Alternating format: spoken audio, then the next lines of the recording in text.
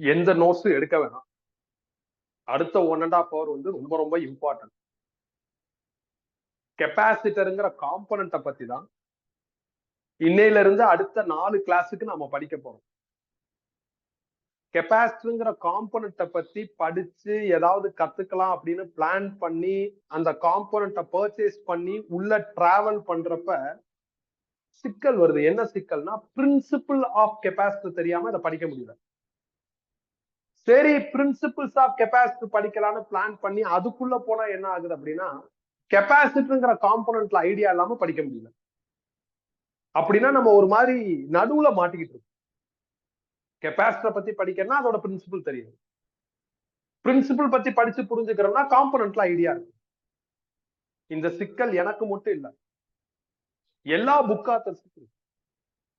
அதனால கெப்பாசிட்டருங்கிற title most of the புக்ஸ்ல எப்படி ஆரம்பிக்கிறதுனே தெரியாம ஆரம்பிச்சு ஒரு மாதிரி இர்ரெகுலரா போய் அறகுறையா டிராவல் பண்ணி வெளியே வராங்க. அதனால நிறைய ஸ்டூடெண்ட்ஸுக்கும் இது படிச்சு புரிஞ்சுக்க முடியாத ஒரு டைட்டிலா மாறுது. ஆனா ஒரு ஸ்டேஜுக்கு அப்புறம் நீங்க 10th படிச்ச மாதிரியே ஒரு சில டைட்டில் வரும். 10th எப்படி resistor in series, resistor in parallel படிச்சீங்களோ அதே மாதிரி இங்க capacitor in series, capacitor in parallel வரும். அது ஒரு மாதிரி கன்வின்ஸ் ஆயிடும். அந்த டைட்டில படிச்சதுக்கு அப்புறம் இது கொஞ்சம் ஈஸியா இருக்கிற மாதிரி ஒரு ஃபீலை கொடுக்கும். பட் அப்படி படிக்க கூடாது. நாம ரொம்ப பாட்டம்ல இருந்து தான் ஸ்டார்ட் பண்ணணும். அப்பதான் இது தெளிவா புரியும். அப்பதான் இதுல இருக்கிற எல்லா ப்ராப்ளம்ஸும் நம்மளுக்கு சிம்பிளா மாறும். நம்ம ஒரு 40 to 50 ப்ராப்ளம்ஸ் இந்த ஒரு டைட்டில் டிஸ்கஸ் பண்ணோம். என்னைய பொறுத்தவரை இது ஒரு டைட்டிலே கிடையாது, ஒரு சாப்டர். இதை எவ்வளவு ஸ்ட்ராங்கா வச்சுக்கிறோமோ அந்த அளவுக்கு அடுத்த சாப்டர் நம்மளுக்கு ஈஸியா மாறும். ஏன்னா அடுத்த சாப்டர் வந்து ரெசிஸ்டார் ஹைலைட் பண்ணி படிக்கிற மாதிரி இருக்கும். அப்ப கெப்பாசிட்டர்ங்கிற காம்பனண்ட்ல நம்ம சூப்பர்பா இருக்கோம் அப்படின்னா ரெசிஸ்டார் நம்மளுக்கு ஈஸியா மாறும், கம்ஃபர்டபுளா இருக்கும். நிறைய ப்ராப்ளம் கொஞ்சம் வேகமாவும் பண்ணலாம், இல்ல நீயாவே பண்ணிடலாம். அந்த அளவுக்கு உனக்கு என்ன ஆகும் அப்படின்னா நாலேஜ் கிடைக்க ஆரம்பிக்கும். ஆனா இதுல நீ அதை அந்த அளவுக்கு ஸ்ட்ராங்கா இருக்கணும். அப்ப நான் எங்க இருந்து ஸ்டார்ட் பண்ணோம்? கெப்பாசிட்டர் அப்படிங்கிற அந்த காம்பனண்டோட பிரின்சிபிள்ல இருந்து ஸ்டார்ட் பண்ணோம். அந்த பிரின்சிபிள் புரியணும்னா பேக்கப்ல இன்னொரு கான்செப்ட படிக்கணும். அந்த கான்செப்ட நாம எலக்ட்ரோ ஸ்டாட்டிக் இண்டக்ஷன் அப்படின்னு சொல்லலாம். ஆக்சுவலா இது சார்ஜ ப்ரொடியூஸ் பண்ற ஒரு மெத்தட் தான். நியாயமா நான் இதை எங்க டீச் பண்ணிருக்கணும் அப்படின்னா ஃபர்ஸ்ட் கிளாஸ் ஆஃப் எலக்ட்ரோஸ்டாட்டிக்ஸ்ல டீச் பண்ணிருக்கணும். ஏன்னா அன்னைக்குதான் நான் வாட் இஸ் சார்ஜ் அப்படிங்கிற கொஸ்டினை ரைஸ் பண்ணி சார்ஜ் ரிகார்டிங் நிறைய எக்ஸ்பிளனேஷன் கொடுத்திருந்தேன். அன்னைக்கு அந்த எக்ஸ்பிளனேஷன் ஆஃப் சார்ஜை கேதர் பண்றதுக்கு நம்ம ஒரு எக்ஸாம்பிள் எடுத்துக்கிட்டோம். என்ன எக்ஸாம்பிள்னா சில்கையும் கிளாஸையும் ரப் பண்றது அப்படின்னு ஒரு எக்ஸாம்பிள் எடுத்துட்டு அதுக்குள்ள டிராவல் பண்ணும். அதோட அனெக்ஸரா நான் இதையும் டீச் பண்ணிருக்கணும். அப்படி டீச் பண்ணிருந்தா இன்னைக்கு நீ மறந்துருப்ப. திருப்பி நான் இன்னைக்கு ரிவைஸ் பண்ற மாதிரிதான் இருந்திருக்கும். அது இல்லாம இந்த டைட்டில் நியூமரிக்ல பெருசா பிளே பண்ணாது. அதனால நான் அங்க ஸ்கிப் பண்ணிட்டு இங்க டீச் பண்ணிக்கலாம்னு பிளான் பண்ணிட்டேன். அதனாலதான் அங்க அதை நடத்தவே இல்லை. என்சிஆர்டி புக்ல 2nd or 3rd பேஜ்ல இது வரும். நிறைய டீச்சர் இதை டீச் பண்றப்ப சொதப்புவாங்க. நம்ம இதுல தெளிவா இருந்தாதான் கெப்பாசிட்டரோட பிரின்சிபிள் படிக்கிறப்ப தெளிவா இருக்கும். அப்ப எலக்ட்ரோஸ்டாட்டிக் இண்டக்ஷனை அண்டர்ஸ்டாண்ட் பண்ணிக்கிறதுக்கு நான் ஒரு மெட்டல் டிஸ்க் எடுத்துக்கிறேன். மெட்டல்னாலும் கண்டக்டர்னாலும் ஒண்ணுதான்.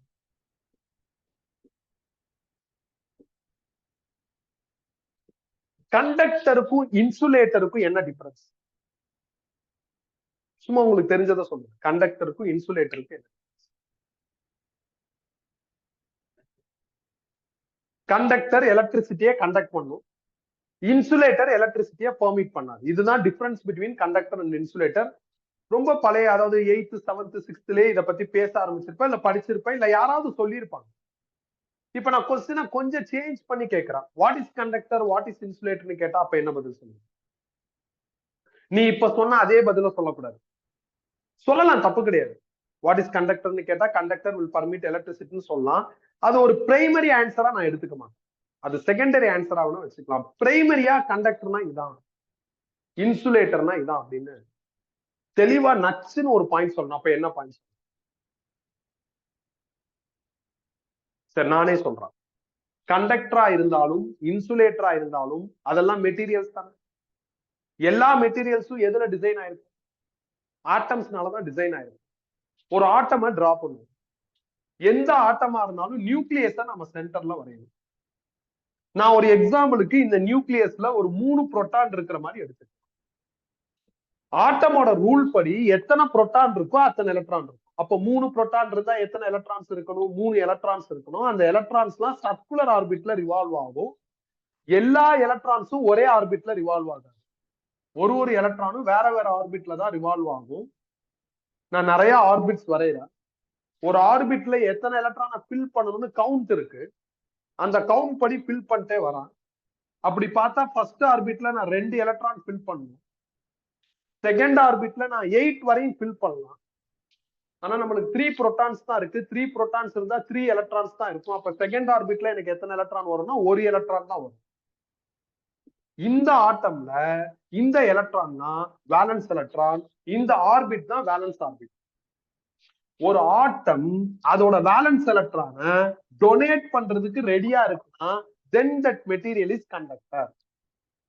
ஒரு ஆட்டம் அவ்வளவு சீக்கிரம் வேலன்ஸ் எலக்ட்ரானை டொனேட் பண்ணலன்னா அப்ப இது என்ன சொல்லலாம்? இன்சுலேட்டர்னு சொன்னான். இப்ப நான் இதை கண்டக்டர்னு அசியூம் பண்ணிட்டா இந்த வேலன்ஸ் எலக்ட்ரான் என்ன ஆகும்? நியூக்ளியஸோட இருக்கிற டைப்பை பிரேக் பண்ணிட்டு வெளியே வரும். சும்மா வராது, நம்ம ஏதாவது ஆஃபர் பண்ணா வரும். இப்ப நான் இதை என்ன சொல்லியிருக்கேன்? கண்டக்டர்னு சொல்லியிருக்கேன்னா அப்ப இதுல நிறைய ஆட்டம்ஸ் இருக்குமா? குரோர் கணக்குல இருக்கு. அத்தனை ஆட்டம்ல இருக்கிற வேலன்ஸ் எலக்ட்ரானும் ready to come out if we offer something. அப்ப நான் என்ன ஆஃபர் பண்றேன்னா ஒரு பாசிட்டிவ் ராட பக்கத்துல எடுத்துட்டு போறேன். இதான் நான் பண்ற ஆஃபர். அப்படி பாசிட்டிவ் ராட நியர்பைல எடுத்துட்டு போனா இங்க இருக்கிற ஆட்டம்ஸ்லாம் இந்த பாசிட்டிவ் ராடோட ஸ்ட்ரென்த்னால எலக்ட்ரானை லூஸ் பண்ண ஆரம்பிக்கும். இப்ப இங்க வாங்க, இந்த எலக்ட்ரான் தான் valence electron, it will came out. அப்படி எலக்ட்ரான் வெளியே வந்துருச்சு, அதை நான் இங்க டிரா பண்ணிட்டேன். எலக்ட்ரான் வெளியே வந்ததுக்கு அப்புறம் ரிமைனிங் எத்தனை எலக்ட்ரான் இருக்குன்னு பாருங்க, 2. உள்ள எத்தனை புரோட்டான் இருக்குன்னா 3. அப்ப இந்த இடத்துல ஒரு சிங்கிள் புரோட்டான் டாமினேட் ஆன மாதிரி இருக்கா? ஃபர்ஸ்ட் கிளாஸ் ஆஃப் எலக்ட்ரோஸ்டாட்டிக்ஸ்லயே தெளிவா படிச்சாச்சு. புரோட்டான் டாமினேட் ஆயிடுச்சுன்னா அது பாசிட்டிவ் சார்ஜ். அப்ப இதை பாசிட்டிவ் சார்ஜ்னு சொல்லலாம். அதை இங்க டிரா பண்றேன். பாசிட்டிவ் சார்ஜை இந்த டிஸ்கோட எண்ட்ல டிரா பண்ணிருக்கு. என்ன ரீசன்னா இந்த பிளஸ் அந்த பிளஸ் ரிப்பல் பண்ண, அதனால ஒதுக்கிட்டேன். இப்ப நான் இந்த டிரா பண்ணிருக்கேன்ல minus and plus, which is for single atom. This metal disk will have n number of atoms. அப்ப எல்லா ஆட்டமுக்கும் இது எக்ஸிக்யூட் ஆகும். நான் கம்ஃபர்டபிலிட்டிக்கு 5 ஆட்டம் இருக்கிறதா அசியூம் பண்றேன். அப்ப 5 வேலன்ஸ் எலக்ட்ரான் ரிலீஸ் ஆயிருக்கும், 5 பாசிட்டிவ் சார்ஜ் கிரியேட் ஆயிருக்கும். இந்த ஸ்டேஜ் தான் கெபாசிட்டர் படிக்கிறப்ப ரொம்ப இம்பார்ட்டன்டான ஸ்டேஜ். இந்த ஸ்டேஜை எல்லா டீச்சரும் எப்படி எக்ஸ்பிளைன் பண்றாங்கன்னா இது பிளஸ்னா இது மைனஸ், இது பிளஸ் அப்படின்னு ஒரு ஒன்லைன் எக்ஸ்பிளனேஷன் மாதிரி சொல்லிட்டே போறாங்க. அந்த ஒன்லைன் எக்ஸ்பிளனேஷன்ல கிளாரிட்டி இருக்க மாட்டேங்குது. ஆனா இப்போ உனக்கு கிளாரிட்டி கிடைச்சிருக்கு. கிளாரிட்டி கிடைச்ச நம்மளே இனிமேல் என்ன பண்ணலாம்னா இந்த கிளாரிட்டியை திருப்பி திருப்பி கெயின் பண்ணிக்கிறன்னு அவசியம் இல்லை, விட்டுறலாம். நாமளும் எல்லாரும் யோசிக்கிற மாதிரி இனிமேல் சிம்பிளா யோசிக்கலாம். எப்படி? இது பிளஸ்னா இது மைனஸ், இது என்னது பிளஸ்ன்னு யோசிக்கலாம். யாராவது என்ன லாஜிக்னு கேட்டா எலக்ட்ரோஸ்டாட்டிக் இண்டக்ஷன் சொல்லுங்க. அது எப்படி எக்ஸிக்யூட் ஆகுதுன்னு யாரு கேட்க மாட்டாங்க, நீ எழுத வேண்டிய அவசியம் இல்லை. பட் நான் நடத்துறப்ப தெளிவா தான் நடத்தணும். நான் தெளிவா சொல்லிட்டேன் என்ன நடக்குதுன்னு சொல்லிட்டேன். கெப்பாசிட்டில இந்த ஸ்டேஜ் எனக்கு ரொம்ப இம்பார்ட்டன்ட். அடுத்து தேர்ட் ஸ்டேஜ், ராட ரீடைன் பண்றான், டிஸ்கை ரீடைன் பண்றான், டிஸ்கோட இந்த எண்ட கிரவுண்ட் பண்றான். கிரவுண்ட்ல நிறைய வெரைட்டிஸ் இருக்கு. லைட்டிங் அப்படிங்கிற ஒரு கான்செப்ட்ல அந்த வெரைட்டிஸ் பத்தி நான் உங்களுக்கு சொல்லித்தரேன். மைல்டா தான் சொல்லி தருவேன், அப்ப டெப்தா தேவைப்படாது. இப்ப நான் ரொம்ப மைல்டா தான் சொல்ல போறேன். இப்போதைக்கு கிரவுண்ட்னா ஒரு ஒயர் எடுத்து பண்ணிடுறேன், கிரவுண்ட்ல கனெக்ட் பண்ணி. கிரவுண்ட்னா எர்த்து தான். நீங்க இப்ப உட்கார்ந்து இருக்கிற சேர், நான் வியர் பண்ணிருக்கிற இந்த ஹெட்செட், ட்ரெஸ், ஆர்னமெண்ட்ஸ் எல்லாமே எங்க இருந்து வந்துச்சுன்னா எர்த்துல இருந்து தான் வந்துருக்கு. அப்ப earth will have all in different formats. அதை நம்மளுக்கு தேவையான ஃபார்மட்டுக்கு மாத்திக்கிறோம். அப்ப இந்த லாஜிக் படி யோசிச்சா இங்க இருக்கிற எர்த்துல நெகட்டிவ் சார்ஜ் கண்டிப்பா இருக்கும். எர்த்துல எல்லாமே இருக்குன்னா கண்டிப்பா எர்த்துல என்ன இருக்கணும்? நெகட்டிவ் சார்ஜ் இருக்கணும். எர்த்துல இருக்கிற நெகட்டிவ் சார்ஜ் இந்த பாசிட்டிவ் சார்ஜை அட்ராக்ட் பண்ணும். ஒயர் வழியா இந்த பாசிட்டிவ் சார்ஜ் எர்த்துல இருக்கிற நெகட்டிவ் சார்ஜோட மெர்ஜ் ஆயிரும். அப்ப இதுக்கு அடுத்த டயக்ராம் எனக்கு எப்படி மாறும் அப்படின்னா, ராடு ரீடைனு, டிஸ்க் ரீடைனு, டிஸ்க்ல பாசிட்டிவ் சார்ஜ் இருக்காது, ஏன்னா அது கிரவுண்ட் ஆயிடும். எர்த்துல எப்படி நெகட்டிவ் சார்ஜ் பாசிட்டிவ் அட்ராக்ட் பண்ணுதோ அதே மாதிரி எர்த்துல இருக்கிற பாசிட்டிவ் சார்ஜ் இந்த நெகட்டிவ் சார்ஜ் அட்ராக்ட் பண்றதுக்கு ட்ரை பண்ணும். ஆனா எக்ஸிக்யூட் ஆகாது. என்ன காரணம்னா இந்த நெகட்டிவ் சார்ஜ் இந்த பாசிட்டிவ் சார்ஜோட கண்ட்ரோல்ல இருக்கு. அதனால கண்டிப்பா என்ன ஆகாது, இந்த நெகட்டிவ் உள்ள போகாது. இதுக்கு அடுத்த ஸ்டேஜ்ல நான் என்ன பண்றேன் அப்படின்னா கிரவுண்ட தூக்கிடு.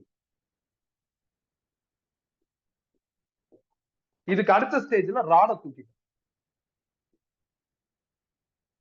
ஆரம்பத்துல இது மெட்டல் டிஸ்கா இருக்கு. மெட்டல்னா நிறைய ஆட்டம்ஸ் இருக்கும். எல்லா ஆட்டம்லயும் புரோட்டானும் எலக்ட்ரானும் ஈக்குவலா இருக்கிறதுனால நெட் சார்ஜ் வந்து 0. ஃபைனலா பாருங்களேன் வெறும் நெகட்டிவ் சார்ஜா இருக்கு. அப்ப இந்த இந்த கான்செப்ட் படி இப்ப நான் என்ன ப்ரொடியூஸ் பண்ணிருக்கேன், நெகட்டிவ் சார்ஜ டிஸ்க்ல ப்ரொடியூஸ் பண்ணிருக்கேன். அதனாலதான் நான் பிகின் பண்றப்பே சொன்னேன் இது சார்ஜ ப்ரொடியூஸ் பண்ற ஒரு மெத்தட். இந்த மெத்தட்ல எலக்ட்ரோங்கிற வேர்ட் ஏன் வருதுன்னா சார்ஜ ப்ரொடியூஸ் பண்ணிருக்கிறதுனால சார்ஜ் வர்றதுனால எலக்ட்ரோங்கிற வேர்ட் வருது. ப்ரொடியூஸ் பண்ண இந்த நெகட்டிவ் டிஸ்க் இருக்கிற செட்டப்பை நான் டச் பண்ணி பாக்குறேன். டச் பண்றப்ப எனக்கு எலக்ட்ரிக் ஷாக் அடிக்கலன்னா கரண்ட் 0ன்னு அர்த்தம். எலக்ட்ரிக் ஷாக் அடிக்கலன்னா இந்த எலக்ட்ரான்ஸ் எல்லாம் எங்கேயுமே மூவ் ஆகல, இந்த நெகட்டிவ் சார்ஜ் எல்லாம் எங்கேயுமே மூவ் ஆகலைன்னு அர்த்தம். மூவ் ஆகலைன்னா அதை ரெஸ்ட மீன் பண்ணும். அதனாலதான் ஸ்டாட்டிக்ங்கிற வேர்டு. இண்டக்ஷன் ஜெனரலா எதை மீன் பண்ணா பிசிக்ஸ்ல டச் பண்ணாம சம்திங்க ப்ரொடியூஸ் பண்ணாவே அதை இண்டக்ஷன் சொல்லிடலாம். அதனாலதான் டைட்டில் எப்படி இருக்கு, எலக்ட்ரோஸ்டாட்டிக் இண்டக்ஷன். சில நேரம் போர்டு எக்ஸாம்ல ரொம்ப ரேரா இப்ப நான் நெகட்டிவ் சார்ஜ் ப்ரொடியூஸ் பண்ணிருக்கேன்னா பாசிட்டிவ் சார்ஜ் ப்ரொடியூஸ் பண்ண சொல்லுவாங்க இந்த மெத்தட் படி. அப்படி பாசிட்டிவ் சார்ஜ் ப்ரொடியூஸ் பண்ண என்ன பண்ணும், நெகட்டிவ் ராட யூஸ். லாஜிக் அப்படியே ரிவர்ஸ் ஆகி. அது மட்டும் தான் இதுல இருக்கிற ட்விஸ்டட் கொஸ்டின். வேற எதுவும் இதுல ட்விஸ்ட் கிடையாது. இது எப்ப படிக்கணும்னா எப்பெல்லாம் நீ கெப்பாசிட்டர் டீடைல்டா படிக்கலாம்னு நினைக்கிறியோ அப்பெல்லாம் இது ஒரு கிளான்ஸ் பாத்துறணும். இதுல செகண்ட் ஸ்டேஜும் தேர்ட் ஸ்டேஜும் இம்பார்ட்டன்ட். செகண்ட் ஸ்டேஜ் ரொம்ப ரொம்ப இம்பார்ட்டன்ட். இது பிளஸ்னா இது மைனஸ் இது பிளஸ்ன்னு சொல்றது முக்கியம் கிடையாது. அது எப்படின்னு நாம புரிஞ்சுக்கிட்டா நல்லா இருக்கும். புரிஞ்சுக்கிட்டோம், இப்ப இதை விட்டுறலாம். இப்ப நாம என்ன பண்ணலாம், இன்னைக்கு கிளாஸ்க்கான ரியல் கண்டென்ட்டுக்குள்ள இன்னும் நம்ம கண்டென்ட்டுக்குள்ள போல. கண்டென்ட்டுக்குள்ள போறதுக்கு என்ன தேவையோ அதெல்லாம் டெவலப் பண்ணிட்டு இருக்கோம், கிரவுண்ட் ஒர்க் பண்ணிட்டு இருக்கோம். இப்ப கெப்பாசிட்டிக்குள்ள இது ஓகே தானே? ஓகே. இது சாதாரண விஷயம் தான். இதுல ஒண்ணும் பெருசா நம்ம டைம் ஸ்பெண்ட் பண்ண வேணாம். ஏற்கனவே டீடைல்டா தான் படிச்சிருக்கோம். நேரா கெப்பாசிட்டருக்குள்ள போயிடும்.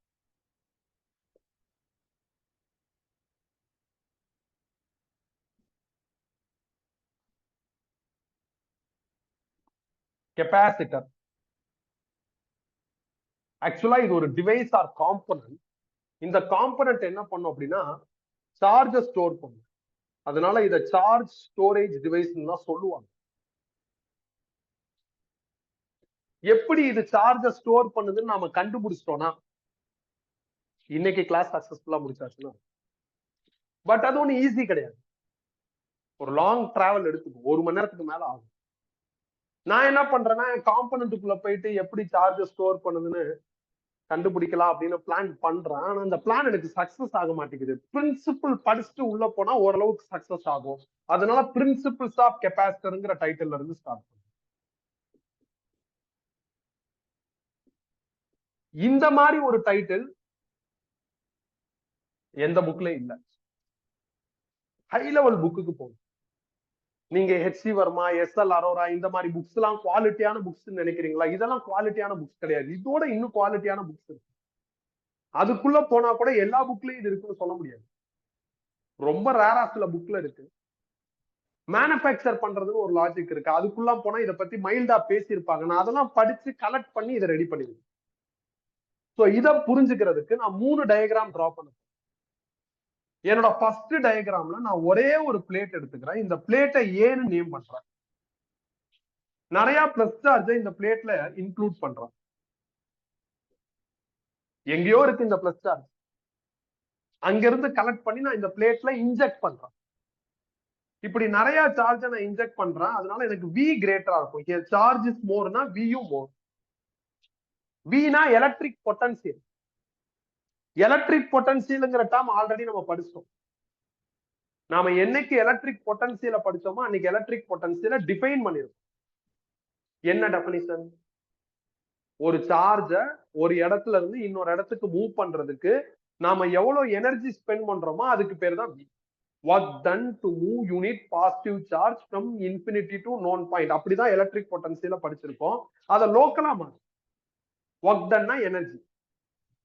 Work done or energy spent to move one charge from one point to another point or infinity to another point. இப்ப நான் இந்த இடத்துல என்ன சொன்னேன், எங்கேயோ ஒரு சார்ஜ் இருக்கு, அதை எடுத்துட்டு வந்து இங்க கொண்டு வந்து சேர்க்கணும். அப்படின்னு சொல்லியிருந்தேன். அப்ப எங்கேயோ இருக்கிற சார்ஜை எடுத்துட்டு வந்து இங்க சேர்க்கறதுக்கு நான் என்ன பண்ணும், எனர்ஜி ஸ்பெண்ட் பண்ணும். அந்த எனர்ஜிக்கு பேர் தான் வி. நான் நிறைய சார்ஜ் எடுத்துட்டு வந்தா வி எப்படி இருக்கும், கிரேட்டரா இருக்கும். அப்ப இது அக்செப்ட். எப்படி இதை புரிஞ்சுக்கிறோம், வியோட டெபனிஷன் என்னன்னு சர்ச் பண்ணி டெபனிஷனை கலெக்ட் பண்ணி டெபனிஷனை புரிஞ்சுக்கிட்டு அதன் மூலியமா இந்த இடத்தை புரிஞ்சு. இது professional way to understand this. இன்னொரு லோக்கல் வே இருக்கு. இந்த டைட்டில் கெப்பாசிட்டர்ல வீணா பேட்டரி, டெஃபினட்டா வீணா எலக்ட்ரிக் பொட்டன்சியல் தான், அதுல எந்த டவுட்டும் கிடையாது. பட் இனிமேல் லோக்கலா எடுத்துக்கலாம். இந்த டைட்டில்ல பேட்டரின்னு சொல்லலாம். பேட்டரி வோல்டேஜ் எல்லாம் ஒண்ணுதான். நீங்க உங்க மொபைல்ல யோசிச்சு பாருங்களேன், பேட்டரி ஃபுல்லா இருந்தா என்ன சொல்லுவா, சார்ஜ் நிறைய இருக்குன்னு சொல்லுவேல, அந்த மாதிரி கூட யோசிக்கலாம். வி ஜாஸ்தியா இருந்தா சார்ஜ் எப்படி இருக்கு, நிறைய இருக்குன்னு கூட யோசிக்கலாம். அப்ப இதை நம்ம புரிஞ்சுக்கலாம். ஒண்ணு ப்ராப்பரா பொட்டன்சியலோட டெஃபினிஷனை வச்சு புரிஞ்சுக்கலாம். இல்லைன்னா இப்ப நான் கடைசியா சொன்ன மாதிரி பேட்டரி அப்படிங்கிற லோக்கல் தாட்ஸ்லயும் புரிஞ்சுக்கலாம். எப்படியோ இதை புரிஞ்சுக்கணும், அதான் ரொம்ப இம்பார்ட்டன்ட். இது ஃபர்ஸ்ட் ஸ்டேஜ்.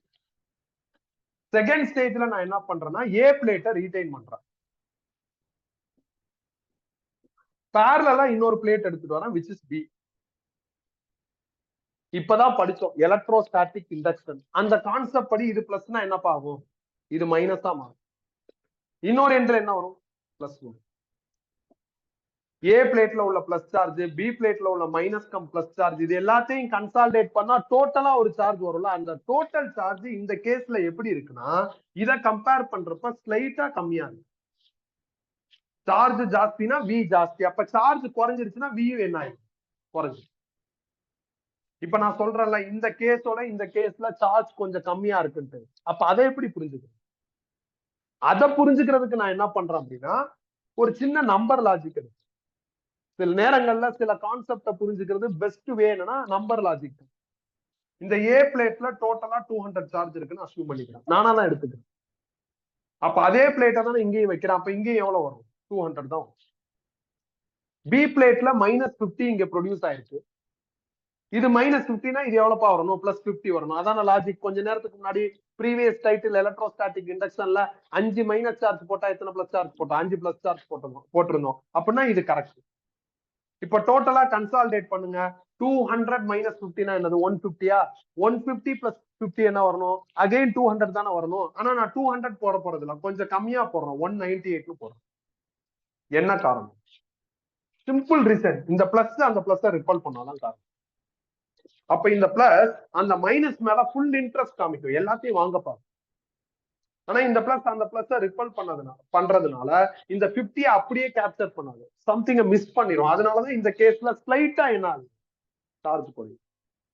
இன்னொரு காரணம் இருக்கு, இந்த பிளஸ் கொஞ்சம் லாங் டிஸ்டன்ஸ்ல இருக்கு, அதனால இதை ஃபுல்லாவும் வாங்க முடியாது. வாங்கலாம்னு நினைச்சாலும் பொலாரிட்டி பிளஸ் பிளஸ்ஸா இருக்கிறதுனால ரிப்பல் ஆகி அந்த என்டையர் 50 அதுல கான்ட்ரிபியூட் ஆகுறது இல்ல, கொஞ்சம் கம்மி ஆயிருது. அதனால நான் என்ன பண்றேன்னா 198 நானாம போட்டிருக்கேன். நம்பர் எதுக்குன்னா புரிதலுக்காண்டி எடுத்துக்கேன்.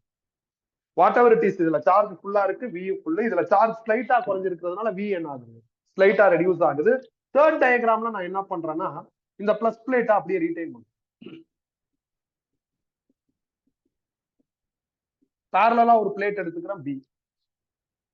இது பிளஸ்னா இது என்னப்பா ஆகும், மைனஸ். இந்த பக்கம் கிரவுண்ட் பண்ணும். கிரவுண்ட் பண்ணா என்னப்பா ஆகும், இங்க இருக்கிற பிளஸ் எல்லாம் கிரவுண்டுக்கு. இப்ப இதுல எவ்வளவுப்பா நம்பர் அசியூம் பண்ணிருக்கோம், 200. இதுல எவ்வளவு ப்ரொடியூஸ் ஆயிருக்கு, -50. இப்ப கன்சாலிடேட் பண்ணா எவ்வளவு வரும், 150. 150ங்கிற இந்த நம்பர் இந்த 200 கம்பேர் பண்றப்போ ரொம்ப கம்மியா இருக்கு. அப்ப இதுல சார்ஜ் அப்ரப்டா ரெடியூஸ் ஆயிருக்கு. சார்ஜ் ரெடியூஸ் ஆகுறதுனால வியூ ரெடியூஸ் ஆகும். இந்த 3 டயக்ராம்லயும் எனக்கு ஒரே க்ளூ தான் ரிப்பீட் ஆகும். சார்ஜ் இஸ் மோர்னா வி மோர், சார்ஜ் இஸ் லெஸ்னா வி இஸ் லெஸ். அப்ப சார்ஜும் வியும் டைரக்ட்லி ப்ரொபோர்ஷனல். இதான் எனக்கு 3 டயக்ராம்லயும் கிடைச்சிருக்கிற க்ளூ. இந்த க்ளூவை எல்லா புக்கும் ஸ்ட்ரைட்டா ஆஃபர் பண்ணுவாங்க. நான் அப்படி இல்லாம கொஞ்சம் பேக்கப் எக்ஸ்பிளனேஷனோட ஆஃபர் பண்ணுவேன். அதுலயே நான் எல்லாத்தையும் தெளிவா சொல்லிடுவேன், எதையும் சொதப்பல. மேக்ஸ் என்ன சொல்லுது, ப்ரொபோர்ஷனலை தூக்கிட்டு ஒரு கான்ஸ்டன்ட் போடலாம்னு சொல்லுது. அந்த கான்ஸ்டன்ட்டை சீனு டினோட் பண்ணுங்க. இந்த சீக்கு ஒரு நேம் வைக்கிறாங்க, கெப்பாசிட்டன்ஸ் அப்படின்னு சொல்றாங்க. இங்கதான் அடுத்த கன்ஃபியூஷன் வரும். நம்ம டைட்டில் என்ன, கெப்பாசிட்டர், இது கெப்பாசிட்டன்ஸ். ரெண்டும் ஒன்னா வேற வேறையா? ரெண்டும் ஒண்ணு அப்படின்னா ஏன் அப்ப கெப்பாசிட்டர்னு எழுதல? ரெண்டு வேற வேறனா என்ன டிஃபரன்ஸ் அப்படிங்கிற தாட் என்ன ஆகுதுன்னா கிரியேட் ஆகுது. ஒரே வார்த்தையா இருந்தா பிரச்சனை இல்லை, வேற வார்த்தை எழுதுறப்ப என்ன ஆகுது, டவுட் வருது, ரெண்டுக்கு என்ன வித்தியாசம் அப்படிங்கிற அந்த குழப்பம் வருது. சரி, ப்ரொபோஷனல் தூக்கிட்டு ஒரு கான்ஸ்டன்ட் போட்டாங்க, விச் இஸ் சி, அதை கெப்பாசிட்டன்ஸ் நேம் பண்ணிட்டாங்க. அப்படின்னா இதுக்கும் அதுக்கும் என்ன டவுட்னு, அந்த இதுக்கும் அதுக்கும் என்ன டிஃபரன்ஸ்ங்கிற அந்த டவுட் வர்றப்பே நம்ம மைண்ட் செட் என்ன பண்ணும், அடுத்த லைன் என்னன்னு படிச்சு பார்க்க சொல்லும். அடுத்த லைன் படிச்சு பார்த்தா சொல்லி வச்ச மாதிரி எல்லா புக்லயும் C will depends on size and shape of பிளேட்டுங்க. சுத்தமா புரியல இது என்னன்ட்டு. எல்லா புக்கும் இதே தான் சொல்றாங்க, என்னன்னே புரிய மாட்டேங்குது. என்னன்னே புரியலங்கிறதுனால நான் அடுத்த லைனுக்கு ஜம்ப் பண்றேன். அடுத்த லைன் என்ன பண்றாங்கன்னா, இதுல இருந்து சியை கால்குலேட் பண்றாங்க. சியை கால்குலேட் பண்ணா கியூ பை வின்னு. இதை வச்சு நம்ம சியை டிஃபைன் பண்ணுது. எப்படி டிஃபைன் பண்ணலாம், இந்த மாதிரி டிவிஷன் இருந்தா ரேஷியோ பிட்வீன் ஆரம்பிக்கும். சினா யாரு, கெப்பாசிட்டன்ஸ்.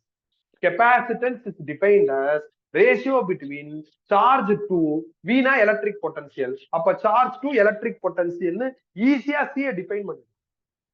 ஈஸியா டிஃபைன் பண்ண முடியுது, டெஃபினிஷனை ஈஸியா எழுத முடியுதுங்கிறதுனாலே எல்லாமே புரிஞ்சிருச்சுன்னு அர்த்தம் கிடையாது. ஏகப்பட்ட டவுட் தான் வந்துருக்கு, ஒன்னும் புரியல. இருந்தாலும் டிஃபைன் பண்ற ஒரு ஆப்பர்ச்சுனிட்டி கிடைக்குது, டிஃபைன் பண்ணியாச்சு, ஆனா ஒன்னும் புரியல. ஓகே, அப்படியே இருக்கட்டும். டிஃபைன் பண்ணதுனால நான் இந்த இடத்துல இருந்து யூனிட் கண்டுபிடிக்கலாம்னு பிளான் பண்றேன். சார்ஜோட யூனிட் கூலும், எலக்ட்ரிக் பொட்டன்சியலோட யூனிட் வோல்ட். அப்போ கூலும் பெர் வோல்ட் தான் என்னது, கெப்பாசிட்டன்ஸோட யூனிட். ஆனா யாருமே இந்த யூனிட்ல சியை கால் பண்ண மாட்டாங்க. எல்லாரும் என்ன பண்ணுவாங்கன்னா ஃபாரட் அப்படிங்கிற யூனிட்டை தான் யூஸ் பண்ணுவாங்க.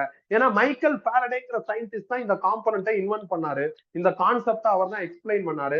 அதனால அவரை ஹானர் பண்றதுக்கு அவரோட பேரே என்ன பண்ணிட்டாங்கன்னா யூனிட்டா வச்சுட்டாங்க. பிரின்சிபிள் படிக்கலாம்னு உள்ள போறாங்க. இதெல்லாம் புரியுது, இந்த ரிலேஷன்ஷிப் ஓகே. இந்த ரிலேஷன்ஷிப்க்கு அப்புறம் தான் குட்டி குட்டியா பிரச்சனை வருது. அப்ப என்னால முழுசா இதை புரிஞ்சுக்க முடியலன்ட்டு கடையில போய் காம்பனண்ட்டை வாங்கிடலான்ட்டு கடைக்காரன்ட்ட போய் 10 ஃபாரட் கெப்பாசிட்டி கொடுங்கன்னு கேட்கறான்.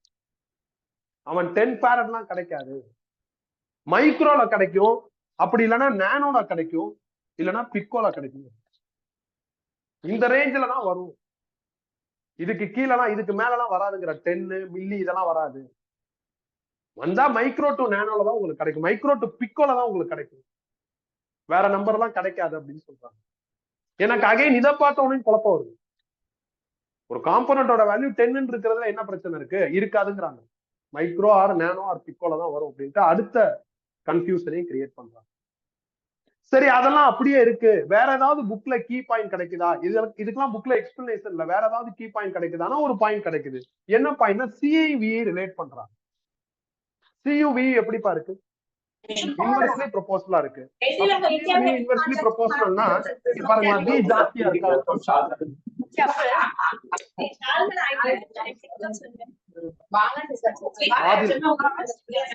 ஆதில் மியூட் பண்ணுங்க.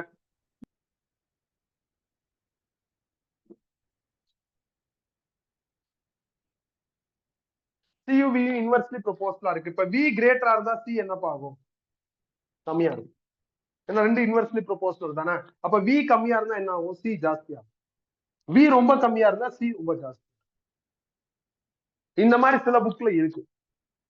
இத பாக்குறப்ப அடுத்த டவுட் வருது, ஏன் சிஐயும் வி ரிலேட் பண்ணும், சிஐயும் கியூஐ ரிலேட் பண்ணக்கூடாது அப்படிங்கிற டவுட் வருது. சிஐயும் கியூஐ ரிலேட் பண்ண என்னப்பா ஆகும், டைரக்ட்லி ப்ரொபோஷனல் வரும். அப்ப இந்த ரிசல்ட்டே மாறும்.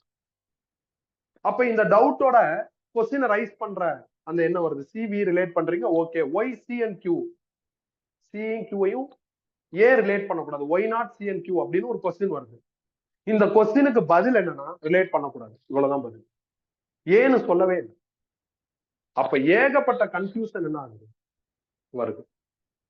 அப்ப இந்த கன்ஃபியூஷன்ஸையும் இந்த டவுட்டையும் நம்ம என்ன பண்ணணும், ரெக்டிஃபை பண்ணணும். ரெக்டிஃபை பண்றதுக்கு முன்னாடி நான் ஒரு ஜெனரல் எக்ஸாம்பிள் எடுத்துக்கிறேன். ஜெனரல் எக்ஸாம்பிள் என்னன்னா, இப்ப இந்த எக்ஸாம்பிளுக்கும் கெப்பாசிட்டருக்கும் எந்த சம்பந்தமும் கிடையாது, ஆனா கடைசியா யூஸ் ஆகும். நான் ஒரு ரூம் எடுத்துக்கிறேன்ப்பா,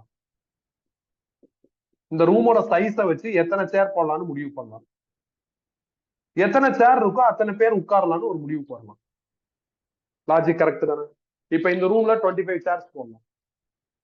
அப்ப சேர் யாரை டிபெண்ட் பண்ணிருக்குன்னா ரூம் சைஸை டிபெண்ட் பண்ணிருக்கு. பர்சன் யாரை டிபெண்ட் பண்ணிருக்காங்கன்னா சேரை டிபெண்ட் பண்ணிருக்கு. இப்ப இதுல யாரையும் ரிலேட் பண்ணும், அதை நான் தெளிவுபடுத்தலாம்னு நினைக்கிறேன். நீ ரூமையும் பர்சனையும் ரிலேட் பண்ண முடியாது.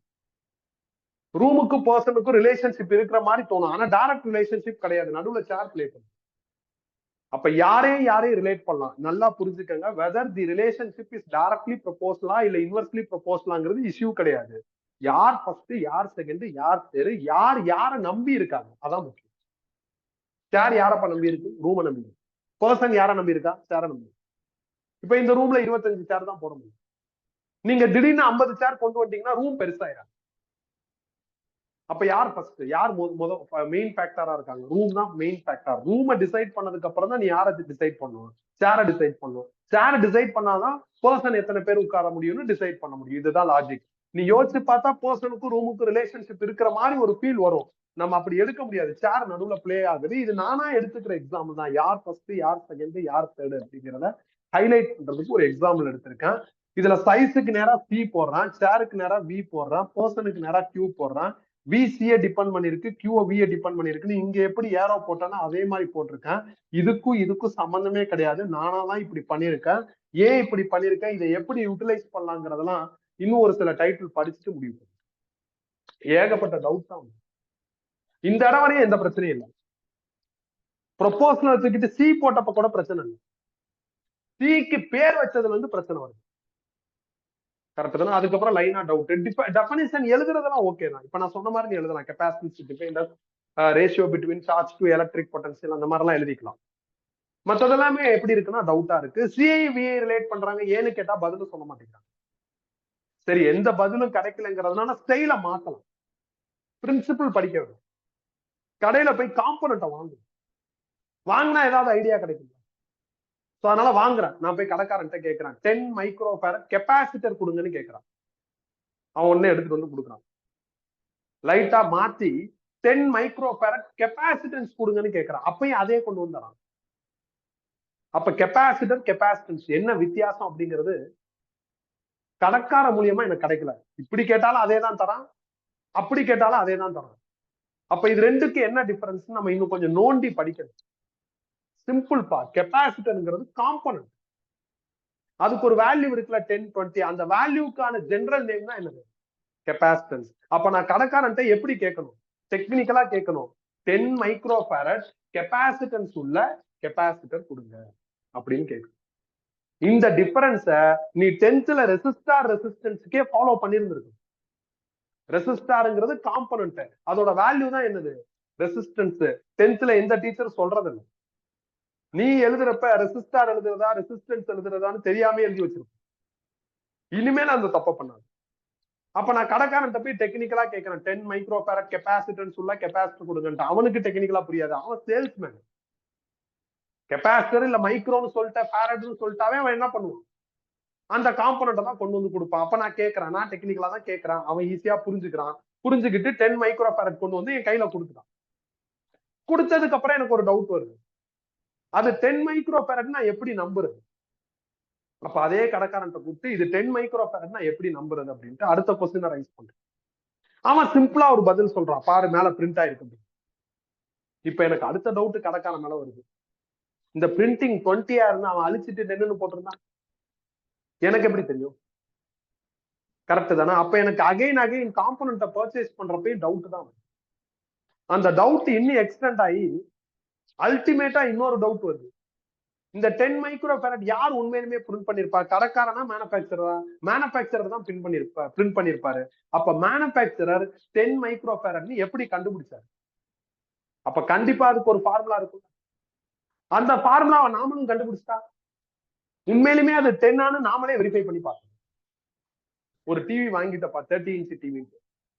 அது 30 இன்ச்னு எப்படிப்பா நம்புவேன்? மெஷர் பண்ணாதானே தெரியும். எப்படி மெஷர் பண்ணுவ? டயகனலா மெஷர் பண்ணும் டிவில. அதான் லாஜிக். அப்ப இது தெரிஞ்சாதானே அது 30 நீ கன்ஃபார்ம் பண்ண முடியும். இல்லைன்னா கடைக்கார சொல்றது நீ அப்படியே நம்பினா அது முட்டாள்தனம் தானே.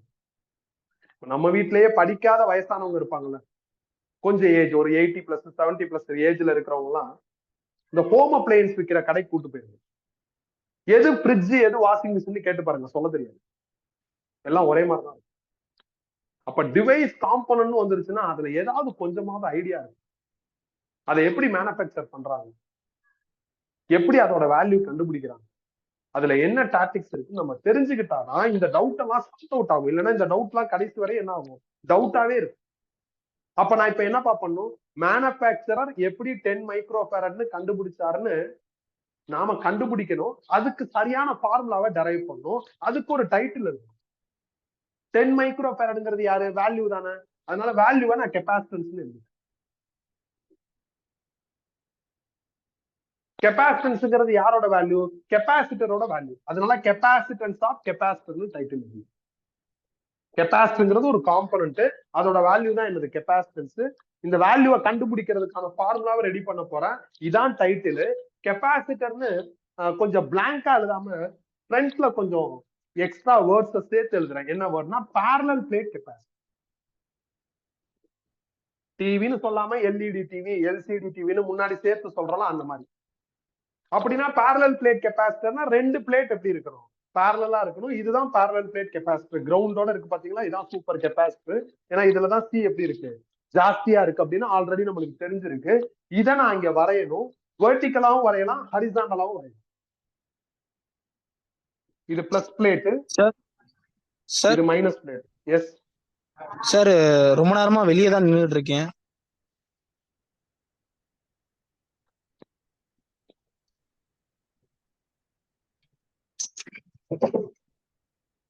திறந்துட்டு இல்ல இருக்கு.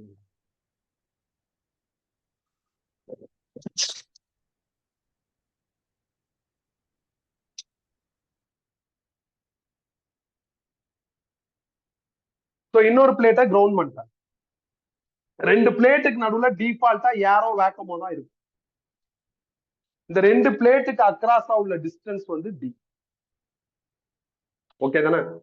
இப்ப இதோட வேல்யூவை கால்குலேட் பண்றதுக்கான ஃபார்முலாவை நம்ம ரெடி பண்ணணும். அதை 3 ஸ்டெப்பா பிரிச்சுக்க போறோம். ஸ்டெப் நம்பர் 1, நான் எலக்ட்ரிக் ஃபீல்ட் கால்குலேட் பண்ணும் பிட்வீன் 2 பிளேட்.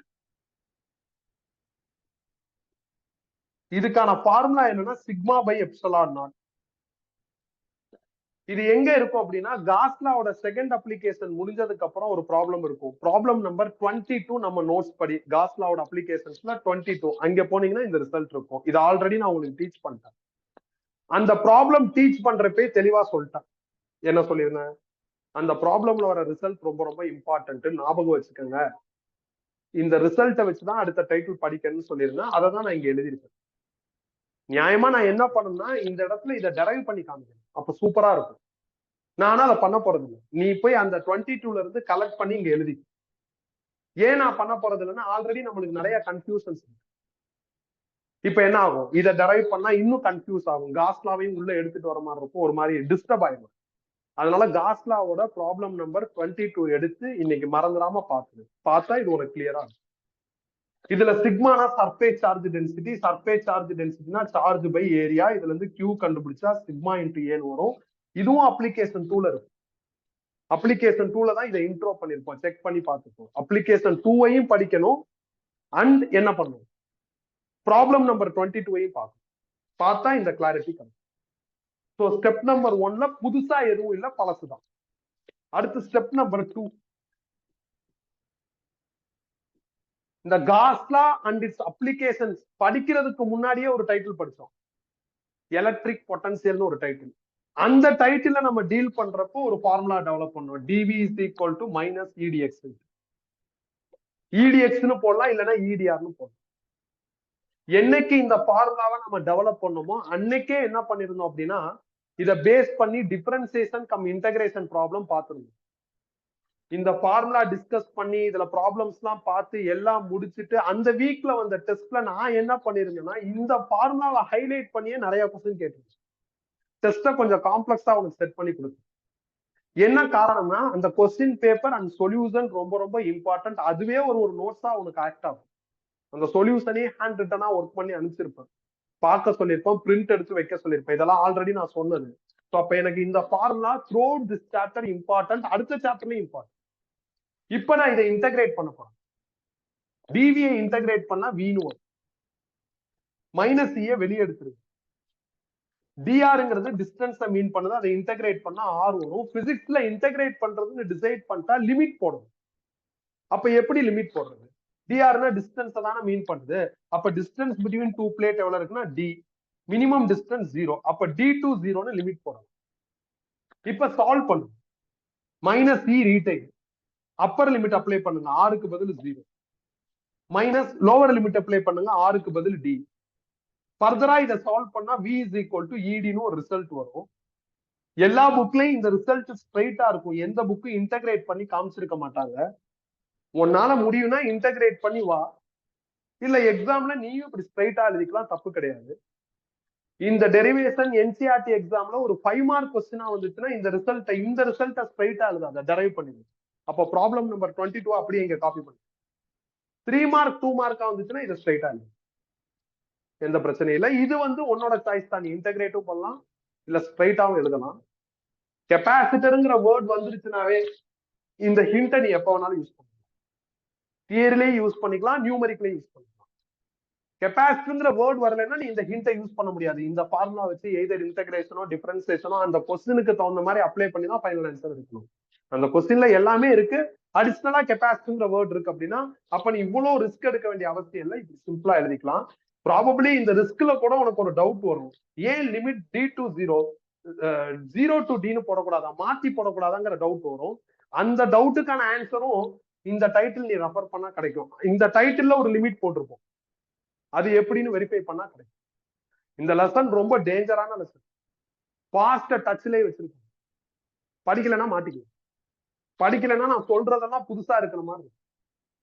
ஓகே தானே? நீ படிச்சிருப்பேங்கிற எண்ணத்துல நான் கிளாஸ் எடுக்க மாட்டேன், நான் எல்லாத்தையும் சொல்லி சொல்லிதான் எடுப்பேன். ஆனா அதை நீ திருப்பி போய் ரீவைன் பண்ண, அப்பதான் கிளியரா இருக்கும். வாட் எவர் இட் இஸ், இப்ப சிம்பிளா மாத்திக்கலாம். இது 22ல இருந்து கிடைச்சிருச்சு, ப்ராப்ளம் நம்பர் 22 ஆஃப் காஸ்லாண்ட் அப்ளிகேஷன். இவ்வளவு ரிஸ்க் எடுக்க வேண்டிய அவசியம் இல்ல, சிம்பிளா எழுதிக்கலாம். இதுல ஈக்கு பதில் இந்த வேல்யூ ஃபில் பண்ணா v is equal to sigma by epsilon naught into d ன்னு வந்துரும். இப்ப இந்த v and q வேல்யூவை கெப்பாசிட்டரோட டெஃபினிஷன் ஃபார்முலால சப்ஸ்டிடியூட் பண்றேன். கெப்பாசிட்டரோட டெஃபினிஷன் ஃபார்முலா இங்க இருக்கு, c is equal to q by v. c retain பண்றேன், q க்கு பதில் சிக்மா இன்டு a, v க்கு பதில் என்ன அப்படின்னா sigma D by epsilon naught. Sigma sigma cancel ஆயிடுச்சுன்னா c ஓட வேல்யூ என்ன ஆகுதுன்னா எப்சிலான் நாட், c ஓட formula epsilon naught a by d. இதுல எப்சிலான் நாட்ங்கிறது கூலும்ஸ் லால நம்ம படிச்ச கான்ஸ்டன்ட் தான், 8.854 into 10⁻⁻12. ஏங்கிறது இந்த பிளேட்டோட ஏரியா, டிங்கிறது டிஸ்டன்ஸ் பிட்வீன் டூ பிளேட். இது எல்லாத்தையும் இங்க சப்ஸ்டிடியூட் பண்ணி சிம்பிளிஃபை பண்ணா வர்ற ஆன்சர் சப்போஸ் 10 மைக்ரோஃபாரட்னா நீ அந்த கெப்பாசிட்டி மேல 10 மைக்ரோஃபாரட்னு பிரிண்ட் பண்ணிடலாம். இந்த ஃபார்முலா வச்சுதான் மேனுஃபேக்சரர் வேல்யூ ஆஃப் கெப்பாசிட்டரை கண்டுபிடிக்கிறாங்க. அவ்வளவுதான், முடிச்சாச்சு. இப்ப இந்த ஃபார்முலால பாருங்களேன், சியோட வேல்யூ யாரை டிபெண்ட் பண்ணி இருக்குன்னு தெரியுது, பிளேட்டோட ஏரியா, பிளேட் டிஸ்டன்ஸ்னு சைஸ் அண்ட் ஷேப் ஆஃப் பிளேட்டை டிபெண்ட் பண்ணி இருக்குன்னு கிளியரா தெரியுது. அதை தான் நம்ம இங்க எழுதிருக்கோம், C will depends on size and shape of plate. முடிச்சாச்சுப்பா.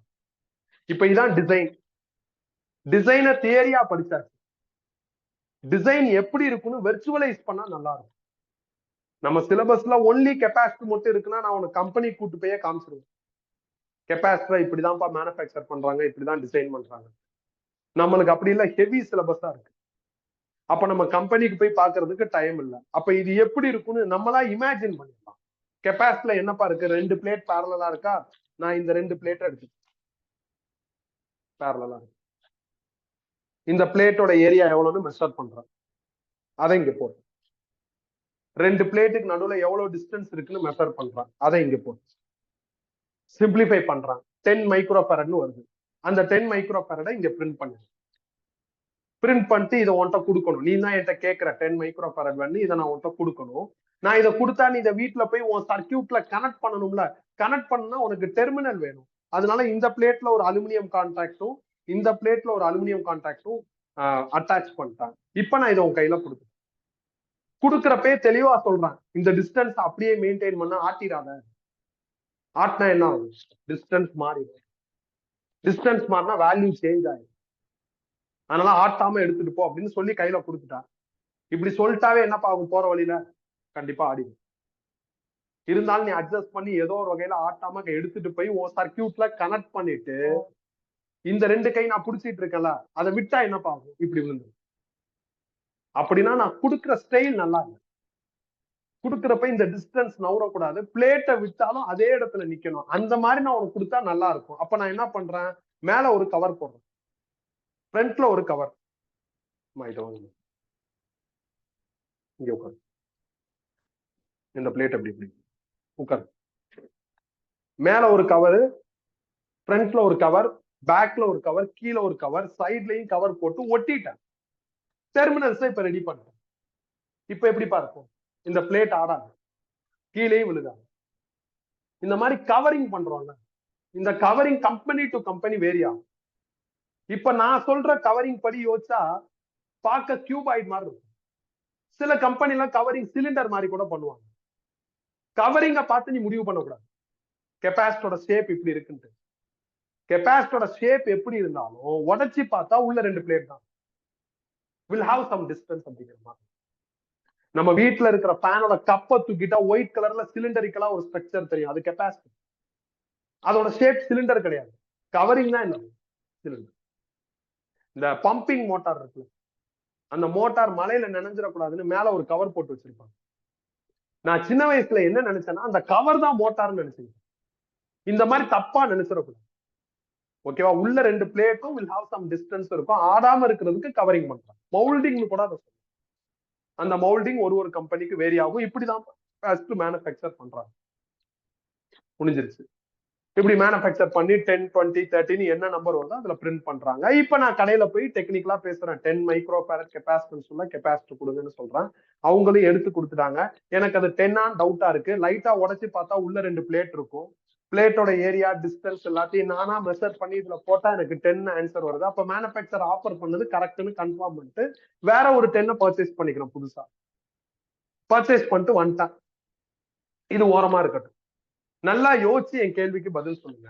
இந்த இடத்துல வி இருக்குல்ல, இந்த வியும் சி என்னது, இன்வெர்ஸ்லி ப்ரொபோர்ஷனல். இந்த வியை இப்ப நான் டபுள் பண்றேன், அப்ப சி என்ன,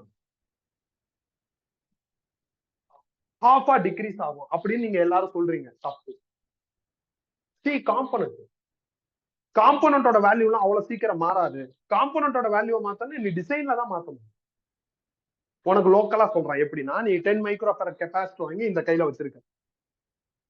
இந்த கெப்பாசிட்டர் மேனுஃபேக்சர் பண்ண அந்த கம்பெனிக்காரன் என்ன சொல்றான், இந்த கெப்பாசிட்டருக்கு 5 வோல்ட் பேட்டரி செட் ஆகும் அப்படின்னு கண்டுபிடிச்சு அவன் சொல்லிட்டான். நாம கண்டுபிடிக்க வேண்டிய அவசியம் இல்லை.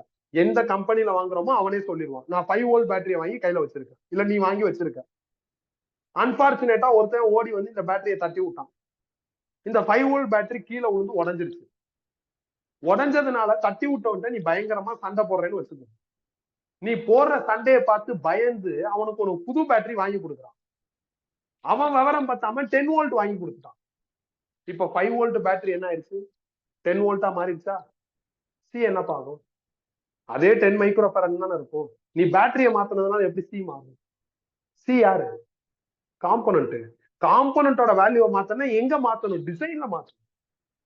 நீ பேட்டரியை மாத்துறதுனால சி என்ன ஆகாது, மாறாது. இந்த இடம் தான் எல்லாரையும் குழப்பி விடும்.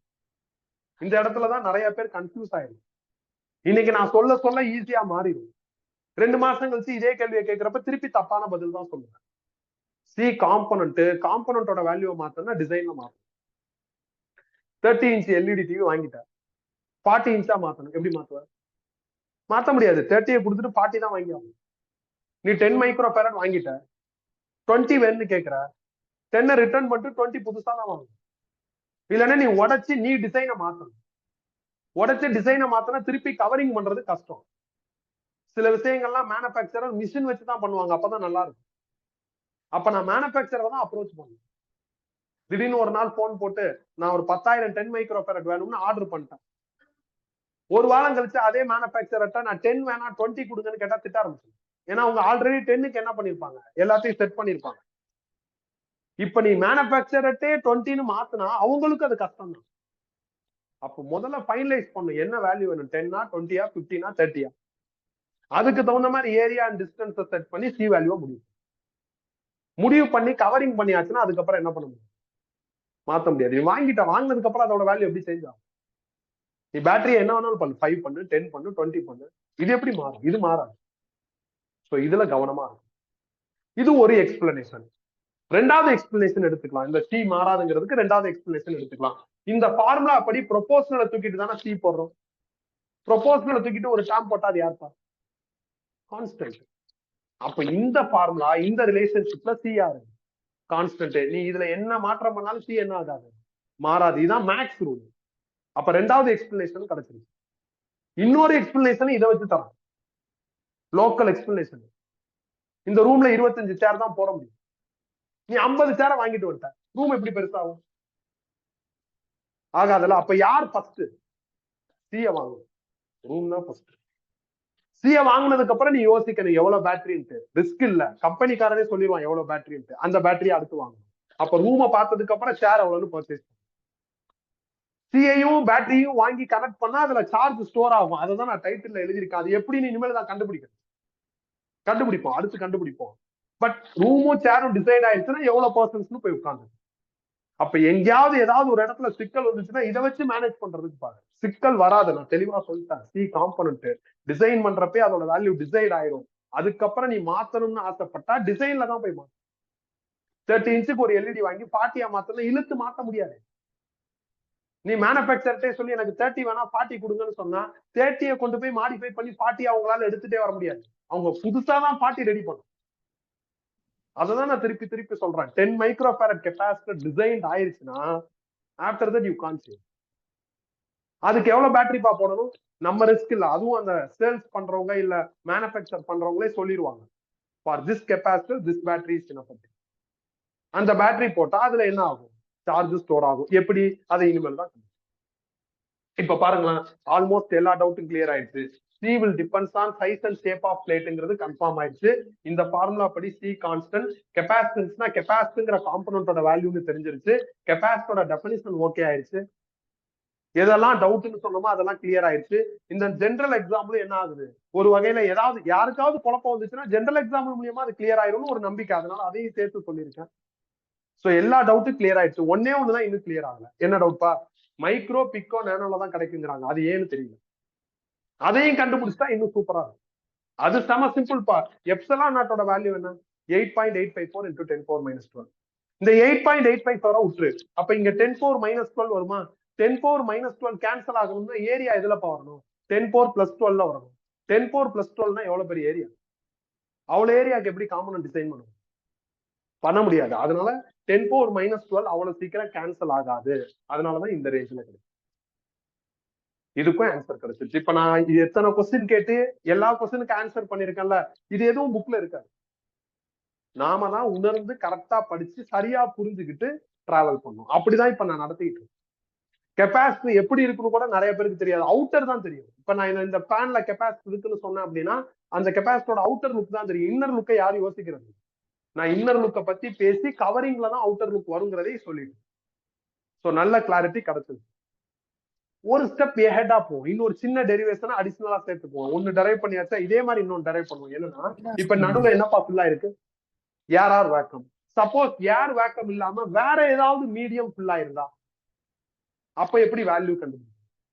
அப்ப நான் திருப்பி இதே டைட்டில் எழுதுறேன், capacitance of parallel plate capacitor with some other medium அப்படிங்கறத டைஎலக்ட்ரிக். இதான் அடுத்த டைட்டில். இப்ப இந்த டைட்டிலுக்குள்ள போறோம். இனிமேல் இது தேவையில்ல. இந்த லீட் எடுக்கிறதுக்காண்டிதான் இதை படிச்சிருக்கோம். லீட் எடுத்தாச்சு பர்ஃபெக்டா. அதனால இனிமேல் எனக்கு இது தேவையில்ல, இதை அழிச்சிட்டேன்.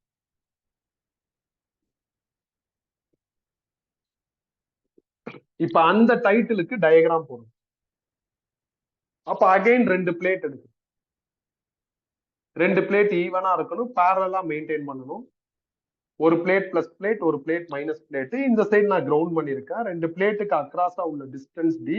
பிட்வீன் 2 பிளேட் இப்ப ஏதாவது ஒரு மீடியம் இருக்கு. அந்த மீடியமா நான் டைஎலக்ட்ரிக்னு சொல்றேன். டைஎலக்ட்ரிக்னா ஒண்ணும் கிடையாது, இன்சுலேட்டர். இப்ப அடுத்து என்ன? Step number 1. இதுல என்ன ஸ்டெப்ஸ் ஃபாலோ பண்ணோமோ அதே ஸ்டெப்ஸ் தான் திருப்பி. ஸ்டெப் நம்பர் 1ல நான் எலக்ட்ரிக் ஃபீல்ட் கண்டுபிடிச்சிருக்கேன். காஸ் லா அண்ட் இட்ஸ் அப்ளிகேஷன்ல ப்ராப்ளம் நம்பர் 22 ரெஃபர் பண்ணி இந்த ஃபார்முலாவே எழுதிக்கிறோம். செகண்ட் கிளாஸ்ல கூலும்ஸ் லா படிக்கிறப்பே ஒரு லாஜிக் சொன்னேன். என்ன லாஜிக்? சம் அதர் மீடியம் வந்துருச்சுன்னா எப்சிலான் நாட் பக்கத்துல எப்சிலான் ஆர் போடணும்னு சொல்லிருக்கேன். அதை ஃபாலோ பண்ணு. இந்த எப்சிலான் ஆருக்கு இந்த இடத்துல என்ன பேருனா டை எலக்ட்ரிக் கான்ஸ்டன்ட் பேரு. கூலும்ஸ் லால என்ன பேருனா ரிலேட்டிவ் பெர்மிட்டிவிட்டின்னு பேரு. ரெண்டும் ஒண்ணுதான். புக்ல இந்த எப்சிலான் ஆர கேன்னு போட்டிருப்பாங்க. நான் இதை கேன்னு எடுத்தா கூலும்ஸ் லால ஒரு கே வரும். அந்த கேவோட உனக்கு இந்த கே கன்ஃபியூஸ் ஆகுங்கிறதுனால பெர்ஃபெக்ட் சிம்பிள் எடுத்துருக்கு. அப்ப கன்ஃபியூஷனே வராது. சிக்மாங்கிறது surface charge density which means charge per area. இதுல இருந்து Q கண்டுபிடிச்சா sigma into A. Step number 1 over. Step number 2 previous ஒன்லயே டிசைட் பண்ணியாச்சு இன்டகிரேஷன் வேணான்ட்டு. அப்ப இந்த ஹிண்ட் எழுதுங்க. V is equal to ED. க்கு பதில் இதை ஃபில் பண்ணுங்க. Sigma by epsilon naught D read. Next step number 3. C ஓட டெஃபினிஷன் ஃபார்முலா இருக்குங்க Q பை V. இதுவும் C இதுவும் Cனா மேபி கன்ஃபியூஸ் ஆகலாம். அதனால C டாஸ்னு போட்டு Qக்கு பதில் இதை ஃபில் பண்ணுங்க. Sigma into E. Vக்கு பதில் sigma D by epsilon naught epsilon. Sigma sigma cancel. அப்ப C dash will become as epsilon naught A by D. அப்ப டைஎலக்ட்ரிக் உள்ள இருந்ததுன்னா அப்ப இந்த கெப்பாசிட்டர்ங்கிற காம்பனன்ட்டோட வேல்யூ கெப்பாசிட்டன்ஸ் கண்டுபிடிக்கிறதுக்கு இதான் பாருங்க. இதை இவ்வளவு சிஸ்டமேட்டிக்கா டெரைவ் பண்ணி எழுதணும்னு அவசியம் இல்லை. சிம்பிளா எழுதிட்டு போயிடலாம். யார் இருக்கா அப்ப இது பாருங்களா. யாருக்கு பதில் மீடியம் வந்தா என்ன லாஜிக் கூலும்ஸ்ல அப்படி எப்சிலான் நாட் பக்கத்துல எப்சிலான் நாட் போடணும். அப்ப இங்க இருக்கிற எப்சிலான் நாட் பக்கத்துல எப்சிலான் நாட் போட்டா இந்த பாருங்க. நான் இந்த மாதிரி சிம்பிளா சொன்னா இதை மறந்துடுவேன். அதனால டெரைவ் பண்ணி காமிச்சிட்டு சிம்பிளா சொல்றேன். இந்த இடத்துல சில புக்ல என்ன பண்ணுவாங்கன்னா இந்த C டாஸையும் அந்த சியையும் டிவைட் பண்ணுவாங்க. டிவைட் பண்ணி எப்சிலான் ஆர் அப்படின்னு. ஏன்னா எல்லாமே கேன்சல் ஆகி இது மட்டும் வரும். எஃபெக்ட் ஆஃப் டைஎலக்ட்ரிக் அப்படின்னு ஒரு டைட்டில் போட்டு அதுக்கு கீழே இது. ஆக்சுவலா எஃபெக்ட் ஆஃப் டைஎலக்ட்ரிக்ங்கிறது ஒரு பெரிய டைப். அது கீழே சிம்பிளா இதை மட்டும் எழுதிட்டு ஸ்டாப் பண்ண முடியாது. நல்ல வேலை அது நம்ம சிலபஸ்ல இல்லை. இருந்தாலும் நான் அதுக்கு ஒரு நோட்ஸ் ரெடி பண்ணி உனக்கு அனுப்புறேன். பிடிஎஃப் அனுப்புறேன். நான் கெப்பாசிட்டில எல்லா ப்ராப்ளம் முடிச்சதுக்கு அப்புறம் அதை படிச்சு பாரு புரியும். ஆக்சுவலா அந்த தியரியில என்ன இருக்குன்னா நான் ப்ராப்ளத்துல என்னென்ன ப்ளூ சொல்றேன்னா அது எல்லாமே கவர் ஆகுற மாதிரி. அதனால உனக்கு ஆட்டோமேட்டிக்கா அது புரியும். அது சேஃப்டிக்கு படியாது. சிலபஸ்ல இல்ல சும்மா சேஃப்டிக்கு படிச்சா போதும். அதனால இது ரெண்டையும் டிவைட் பண்ணி இப்படி எழுதுறதெல்லாம் வேஸ்ட் தான். எழுதலாம், தப்பு கிடையாது. இதன் மூலியமா என்ன கருத்து, என்ன பாயிண்ட், என்ன இம்பாக்ட் அப்படிலாம் எதுவும் இல்லை. இருக்கு, அது நம்மளுக்கு இல்லாததுனால அதை விட்டுரும். சரி, வெறும் ஏர் இருந்தா இது பாருங்க. ஏருக்கு பதில் டைஎலக்ட்ரிக் இருந்தா இது பாருங்க. சப்போஸ் ஏரும் டைஎலக்ட்ரிக் சஃபிள்டா இருந்தா அப்ப என்ன பாருங்க. டைஎலக்ட்ரிக்லயே ஒரே மெட்டீரியலா இல்லாம வேற வேற மெட்டீரியலா இருந்தா என்ன பாருங்க. அதெல்லாம் நான் உனக்கு ப்ராப்ளமா நடத்திருக்கேன். ப்ராப்ளம்ல இப்படி போக வேண்டிய அவசியம் இல்லை. ப்ராப்ளம்ல நிறைய டைஎலக்ட்ரிக் இல்ல ஏர் டைஎலக்ட்ரிக்னு சஃபிள்டா இருந்தா எப்படி அனலைஸ் பண்றதுங்கிறதுக்கு கீ இருக்கு, கீ பாயிண்ட் இருக்கு. அதை வச்சு அதை ப்ராப்ளமா பார்த்து தியரியா நீ இது 2 படிச்சா போதும். 1 படிச்சா சேஃப்டி ஞாபகம் வச்சுக்கோ. ஏர் இருந்தா அது டைஎலக்ட்ரிக். இப்ப ஆல்மோஸ்ட் சக்சஸ்ஃபுல்லா எல்லாத்தையும் முடிச்சிருக்கு. பட் இருந்தாலும் பிகினிங்ல நாம எழுதின கான்செப்ட் என்னன்னா கெப்பாசிட்டி வில் ஸ்டோர் சார்ஜ்னு எழுதிருக்கோம். அப்படிதான் இங்க எழுதுனாங்க. அப்ப how the capacity will store சார்ஜ்னு கண்டுபிடிக்கணும். அதை கண்டுபிடிச்சா இன்னும் நல்லா இருக்கும். How the capacity will store சார்ஜ்னு ஒரு டைட்டில் புக்ல இருக்காது. பட் நம்ம அதை அடிஷனலா படிப்போம். படிச்சாதான் இவ்வளவு நேரம் படிச்சதுக்கு ஒரு அர்த்தமும் கிடைக்கும். அப்ப நான் எது எது தேவையில்லையோ அதை மட்டும் அழிச்சுக்கிறேன். இது எனக்கு இனிமேல் தேவையில்லை, நியூமரிக்கலா பாத்துக்கலாம். இது தேவையில்லாதனால அந்த டைட்டிலே அழிச்சு. இது எனக்கு வேணும் இன்னைக்கு, இது ஓரமா இருக்கட்டும். அப்ப நம்மளோட அடுத்த டைட்டில் என்ன? How the capacitor will store charge. First step, முதல்ல நான் கெப்பாசிட்டர் வாங்கணும். நான் 10 மைக்ரோஃபாரட் வாங்கிக்கிறேன். ரெண்டாவது ஸ்டேஜ், இதோட நான் ஒரு பேட்டரி கனெக்ட் பண்ணும். நான் பெரிய ரிஸ்க் எடுக்க வேண்டிய அவசியம் இல்லை. நான் யார்கிட்ட பர்ச்சேஸ் பண்ணணும் அந்த கம்பெனியே இதுக்கு என்ன பேட்டரி செட் ஆகும்னு சொல்லுவாங்க. நான் அந்த பேட்டரியை வாங்கி இதோட கனெக்ட் பண்ணிட்டேன். பேட்டரியில ஒரு பிளஸ் பிளேட்டும் மைனஸ் பிளேட்டும் இருக்கும். பிளஸ் பிளேட்டை ஒரு டெர்மினலையும் மைனஸ் பிளேட்டை இன்னொரு டெர்மினலையும் கனெக்ட் பண்ணிட்டேன். பேட்டரியோட மைனஸ் பொதுவா எலக்ட்ரான்ஸை டெலிவர் பண்ணும். அப்ப இங்க இருந்து நிறைய எலக்ட்ரான் 1 by 1 இந்த ஒயர் வழியா டிராவல் ஆகி இந்த பிளேட்டுக்கு வந்து இந்த பிளேட்ல இருக்கிற எலக்ட்ரான்ஸ் எல்லாம் கெப்பாசிட்டருக்குள்ள பெனிட்ரேட் ஆகி இந்த சைடு வர்றதுக்கு ட்ரை பண்ணும். ஆனா ஒரு எலக்ட்ரான் கூட உள்ள போகாது. ஏன்? இந்த ரெண்டு பிளேட்டுக்கு நடுவுல என்ன இருக்கும்? ஏரு, வேக்கம், இல்லைன்னா ஏதோ ஒரு டைஎலக்ட்ரிக் இருக்கும். அந்த ஏரு, வேக்கம், டைஎலக்ட்ரிக் எல்லாருமே இன்சுலேட்டர். இன்னைக்கு கிளாஸோட பிகினிங்ல நீங்க என்ன சொன்னீங்க? இன்சுலேட்டர்னா என்ன சொன்னீங்க? எலக்ட்ரான் உள்ள போகாதுன்னு சொல்லுங்க. அப்ப இன்சுலேட்டருங்கிறதுனால இந்த எந்த எலக்ட்ரான்ஸும் உள்ள போகாது. எலக்ட்ரான் உள்ள போக முடியல, இல்ல இந்த நெகட்டிவ் சார்ஜ் உள்ள போக முடியலங்கிறது இந்த எலக்ட்ரானுக்கு ஒரு இரிட்ரேட்டிங் ஹேபிட்டா இருக்கும், டார்ச்சரா இருக்கும். என்னன்னா உள்ளே போக முடியலங்கிற மாதிரி இருக்கும். அப்ப இந்த மைனஸ் எல்லாம் என்ன பண்ணும் அப்படின்னா, இது மெட்டல் பிளேட் தான். இந்த பிளேட்ல நிறைய ஆட்டம்ஸ் இருக்கு. அந்த ஆட்டம்ல இருக்கிற எலக்ட்ரான்ஸ் எல்லாத்தையும் ரிப்பல் பண்ண ஆரம்பிக்கும். இதனால உள்ள போக முடியலங்கிற அந்த மோடுல இதெல்லாம் என்ன பண்ணா, இதுல இருக்கிற எலக்ட்ரான்ஸ் ரிப்பல் பண்ணும். அப்படி இங்க இருக்கிற எலக்ட்ரான்லாம் ரிப்பல் ஆகுதுன்னா அந்த எலக்ட்ரான்லாம் 1 by 1 இப்படியே டிராவல் ஆகி இந்த பிளஸ்ல வந்து கேன்சல் ஆகும். இந்த பிளஸும் அந்த எலக்ட்ரான்ஸை அட்ராக்ட் பண்ண ஆரம்பிக்கும். அப்ப ஆட்டம்ல இருக்கிற எலக்ட்ரான்லாம் ரிப்பல் ஆயிடுச்சுன்னா ஆட்டம்ல இருக்கிற பாசிட்டிவ் சார்ஜ் பிளேட்லயே ரீடைன் ஆகும். இதுதான் சார்ஜ் ஸ்டோரேஜ். சார்ஜ் ஸ்டோரேஜ்னா உள்ளலாம் ஸ்டோர் ஆகும். பிளேட்லயே மைனஸ் பாசிட்டிவ் அப்படின்னு மைனஸ் பிளஸ் என்ன ஆகும்னா ரீடைன் ஆகும்.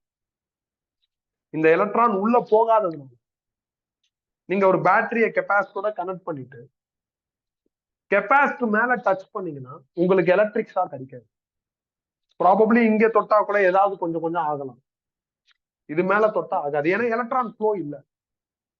So inside capacity electron flow இல்ல. அப்ப இன்சைட் கெப்பாசிட்டி கரண்ட் இல்ல. இதை ஞாபகம் வச்சுக்கோங்க, நாளைக்கு கிளாஸ்ல நம்மளுக்கு யூஸ் ஆகும். இந்த பேட்டரி ப்ராபப்ளி கம்பெனிக்காரவங்க சொல்லிட்டாங்க 5 வோல்ட், நான் 5 வோல்ட்டை கனெக்ட் பண்ணிட்டேன். அவங்களே சொல்றாங்க ½ an hour நீங்க கனெக்ட் பண்ணுங்கன்ட்டு. ½ an hour கனெக்ட் பண்ணிட்டு நான் டிஸ்கனெக்ட் பண்ணிட்டேன். இதான் தேர்ட் ஸ்டேஜ். இப்ப இதுல என்ன இருக்கு? சார்ஜ் ஸ்டோர் ஆயிடுச்சு. சார்ஜ் ஸ்டோர் ஆயிடுச்சுன்னு கண்ணுக்கு தெரியாது. அப்ப இதுல ஸ்டோர் ஆயிருக்குன்னு எப்படி கன்ஃபார்ம் பண்றது? அப்ப நான் ஒரு சின்ன லேம்ப் ஒண்ணு எடுக்கிறேன். இந்த லேம்பை இந்த கெப்பாசிட்டருக்கு அக்ராஸா கனெக்ட் பண்றேன். அப்ப இந்த எலக்ட்ரான்ஸ் எல்லாம் என்ன ஆகும் அப்படின்னா அப்படியே பல்கா லேம்ப் வழியா போய் பிளஸ் காம்ப்ரமைஸ் பண்ணும். ஏன்னா பிளஸ் மைனஸ் இழுக்கும். அப்ப எல்லா எலக்ட்ரானும் பல்கா ஃப்ளோ ஆகுறதுனால ஃபிராக்ஷன் ஆஃப் செகண்ட் லேம்ப் என்ன ஆகும்னா ஒரு ஹை பிரைட்னஸ்ல க்ளோ ஆகும். க்ளோ ஆகி ஸ்டாப் ஆகும். ஸோ அப்ப லேம்ப் க்ளோ ஆகுறத வச்சு நீ கன்ஃபார்ம் பண்ணு இதுல சார்ஜ் ஸ்டோர் ஆயிருக்கு. நீ மார்க்கெட்ல பர்ச்சேஸ் பண்ணோடனே லேம்பை கனெக்ட் பண்ணி பாரு, லேம்ப் க்ளோ ஆகாது. ஒரு ½ an hour ஒரு பேட்டரியை கனெக்ட் பண்ணிட்டு சார்ஜ் ஸ்டோர் பண்ணிட்டு அதுக்கப்புறம் லேம்பை கனெக்ட் பண்ணி பாரு, லேம்ப் க்ளோ ஆகும். அப்ப இங்க சார்ஜ் ஸ்டோர் ஆகல, இங்க ஸ்டோர் ஆகுதுங்கிறத லேம்போட பிரைட்னஸ் வச்சு நீ டிசைட் பண்ணு. பேட் லக், உன்ட்ட லேம்ப் இல்ல, என்ன பண்றது? இந்த ரெண்டு ஒயரையும் ஷார்ட் பண்ணு. ஷார்ட் பண்ணா என்ன ஆகும்னா இந்த எலக்ட்ரான்ஸ்லாம் அப்படியே கூட்டமா இந்த பிளஸ்ல போய் காம்ப்ரமைஸ் பண்றதுனால டப்புன்னு ஒரு சவுண்ட் வரும். எல்லா எலக்ட்ரானும் பல்கா டிராவல் ஆகுறதுனால இங்க ஒரு ஸ்பார்க் வரும். இதை வச்சு நீ புரிஞ்சுக்கலாம். ஸ்பார்க் அண்ட் சவுண்ட் வந்துருச்சுன்னா ஓகே, சார்ஜ் ஸ்டோர் ஆயிருக்கு, அது டெலிவர் ஆயிருக்கு, நீ கன்ஃபார்ம் பண்ணிக்கலாம். உங்க வீட்டுல ஏதாவது பழைய பேண்ட் இருந்ததுன்னா அதுலதான் அந்த சிலிண்டரிக்கல் கெப்பாசிட்டர் இருக்கு, அதை பிடிங்கிரு. அந்த இந்த டெர்மினல் இருக்குல்ல, இதுல இன்சுலேஷன் இருக்கும், அப்ப நீ கையில பிடிக்கணும். எண்டுல அந்த இன்சுலேஷன் இருக்காது, அந்த காப்பர் ஆல் அலுமினியம் கண்ணுக்கு தெரியும். நீ டச் பண்ணி பாரு. இப்ப நான் சொன்னது இதை நீ வீட்டுல செஞ்சு பார்த்துட்ட. அப்போ உனக்கே ஒரு கியூரியாசிட்டி கிடைக்கும். அப்ப இதை அடுத்து யார்த்தையாவது எக்ஸ்பிளைன் பண்றதுக்கு முயற்சி பண்ணுவாங்க. அப்ப வீட்டுல நம்ம மேற்படி எதையாவது எக்ஸ்பிளைன் பண்ணா யார் தப்பா பண்ணுவோம்? ஃபர்ஸ்ட் அம்மாட்ட தான் பண்ணுவோம். அப்ப நீ இதை செஞ்சு பார்த்துட்டு இந்த மாதிரி ஒண்ணு நடக்குதுங்கிறத உன்னோட அம்மாட்ட கொண்டு போய் செஞ்சு காமிக்கலான்ட்டு கொண்டு போய் திருப்பி நீ செஞ்சு பார்த்தா ஒண்ணுமே வராது. ஏன்? எல்லா எலக்ட்ரானும் ஃபர்ஸ்ட் அட்டம்ப்ட்லயே டெலிவர் ஆகும். இது கெப்பாசிட்டில இருக்கிற பியூட்டி. பேட்டரி கூட எலக்ட்ரான தான் டெலிவர் பண்ணும். அப்படிதானே சொன்னீங்க? 1 by 1 டெலிவர் பண்ணும். கெப்பாசிட்டி அப்படி கிடையாது, கூட்டமா டெலிவர். கூட்டமா எலக்ட்ரான டெலிவர் பண்ற எபிலிட்டி இருக்குல்ல, இந்த எபிலிட்டிய சில ரியல் டைம் அப்ளிகேஷன்ல நம்ம பயன்படுத்தலாம். இந்த லாஜிக்ல தான் டூ வீலர் செல்ஃப் ஸ்டார்ட் வேலை செய்யும். டூ வீலர்ல செல்ஃப் ஸ்டார்ட் எடுக்கிறப்ப நம்ம என்ன பண்ணுவோம்? பிரேக்க பிடிப்போமா? பிரேக்க பிடிச்சோடனே இந்த பேட்டரி டிஸ்கனெக்ட் ஆகும். அடுத்து ஒரு பட்டனை பிரஸ் பண்ணுவோமா, பட்டனை பிரஸ் பண்ண உடனே ஸ்டார்ட் ஆகும். ஸ்டார்ட் ஆனா என்னப்பா ஆகும், எலக்ட்ரான்லாம் கூட்டமா டிராவல் ஆகி ஒரு ஸ்பார்க். இந்த ஸ்பார்க்ல இந்த பெட்ரோல் ஆர் டீசல் ஃபயர் ஆகும். இப்படிதான் செல்ஃப் ஸ்டார்ட் ஆகும். ஓகே, இதனா டூ வீலர் செல்ஃப் ஸ்டார்ட் வேலை செய்யலன்னா நீ சர்வீஸ்ல கொண்டு போய் விடுவேன். அப்ப சர்வீஸ் பண்றவங்க என்ன சொல்லுவாங்க, பேட்டரி போயிருச்சு, புது பேட்டரி மாத்துங்க. ஏன் பேட்டரி இருந்தாதான் நீ சார்ஜர் ஸ்டோர் பண்ணாதான் பல்கா டெலிவரி. டூ வீலர் செல்ஃப் வேலை செய்யலன்னு நீ கிக் எடுக்கிறன்னு வச்சுக்கோங்க, கிக் உனக்கு ஒழுங்கா வேலை செய்யணும்.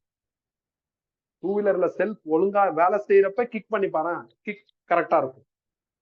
டூ வீலர்ல செல்ஃப் எடுக்காதப்ப கிக் பண்ணி பாரு, கிக் எஃபெக்டிவா இருக்காது. இப்ப வர்ற லேட்டஸ்ட் மாடல், ஒரு 5-6 வருஷமா வர மாடல் எதுலையுமே கிக் வந்து செல்ஃப் ஸ்டார்ட் வேலை செய்யணும்னா வேலை செய்யாது, ப்ராப்பரா இருக்காது. ஏன்னா கிக்கையும் செல்ஃப் ஸ்டார்ட்டையும் இன்டர்ஃபேஸ் பண்றாங்க. அது பெரிய முட்டாள்தனம்.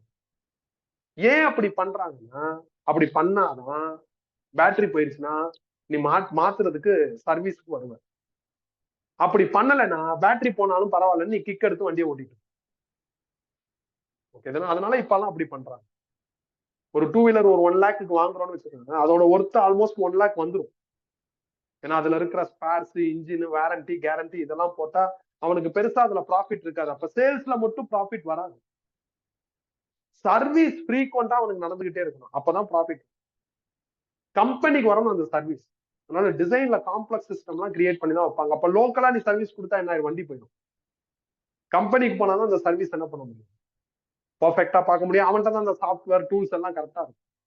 கம்பெனில எல்லாத்தையும் கத்துக்கிட்டு வந்து வெளியே வந்து சர்வீஸ் பண்ண முடியாது, வண்டி மாடலை மாத்திடுவாங்க. ஏன் மாடல் மாத்துறாங்க, எல்லாம் சேல்ஸுக்காண்டி தான், சர்வீஸ்க்காண்டி தான். இது மாதிரிதான் பண்ணுவாங்க. எலக்ட்ரானிக்ஸ்ல ஒரு விஷயம் இருக்குப்பா, எலக்ட்ரானிக்ஸ் வேலை செஞ்சுக்கிட்டே இருக்கும், திடீர்னு அப்படியே என்ன ஆயிரும், அப்ரப்டா ஷட் டவுன் ஆயிரும். அப்படின்னா உங்களுக்கு லாபம், சர்வீஸ்க்கு வரணும். சர்வீஸ் வந்தாதான் என்ன பண்ண முடியும், மாடிபிகேஷன்ஸ் பண்ண முடியும், ஏதாவது பண்ண முடியும், திருப்பி சம்திங் கெயின் பண்ண முடியும். அதனால அப்படிதான் டிசைன் பண்றாங்க. நான் வாங்கின ஃபர்ஸ்ட் டூ வீலர் எல்லாம் செல்ஃப் தனி, கிக்கு தனி.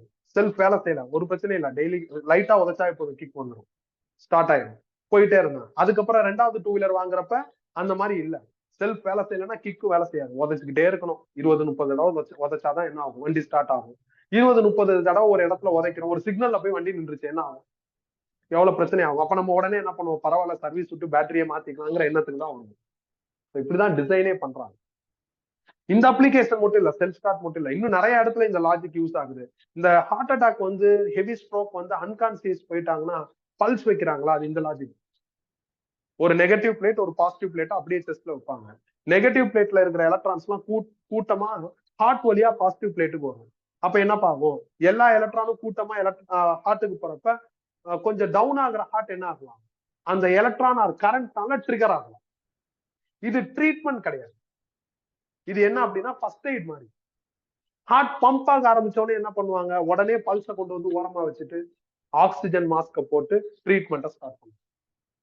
இத பல்ஸ்னு சொல்றாங்களா, ஆக்சுவலா இது பல்ஸ் கிடையாது, இது இம்பல்ஸ்.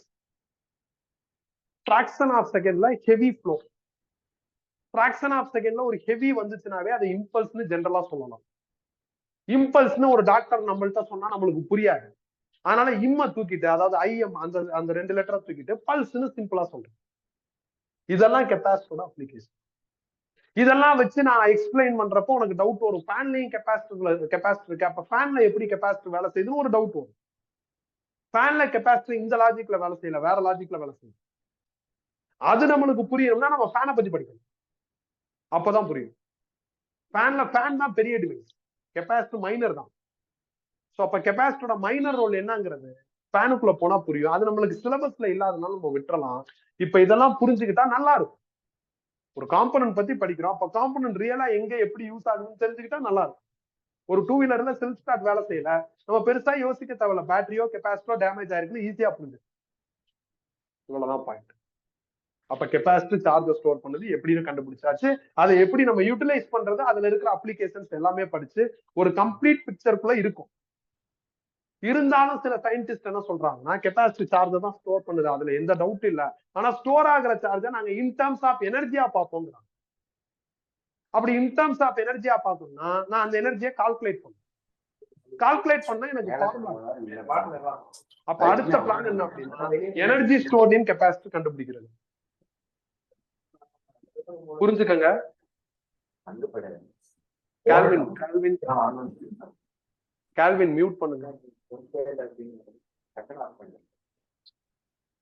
கால்வின் மியூட் பண்ணுங்க.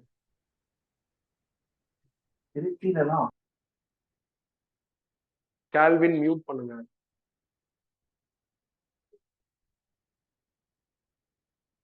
கெப்பாசிட்டி சார்ஜை தான் ஸ்டோர் பண்ணுது, அதுல எந்த டவுட் இல்ல.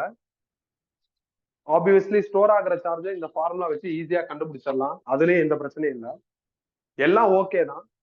ஆனா டிசைன் பண்றவங்களோட திங்கிங் வந்து ஹை லெவல்ல போகுது. ஸ்டோர் ஆகிற சார்ஜை எனர்ஜியா பாக்குறாங்க. அப்ப எனர்ஜி ஸ்டோர் ஆகுதுன்னு சொல்றாங்க. அப்படி சொல்றாங்கன்னா நம்ம அதை கால்குலேட் பண்ணணும். கால்குலேட் பண்ணா ஃபார்முலா வேணும். அந்த ஃபார்முலாவை தான் இப்ப டெரைவ் பண்ண போறோம். சோ நம்மளோட அடுத்த title energy stored in capacitor.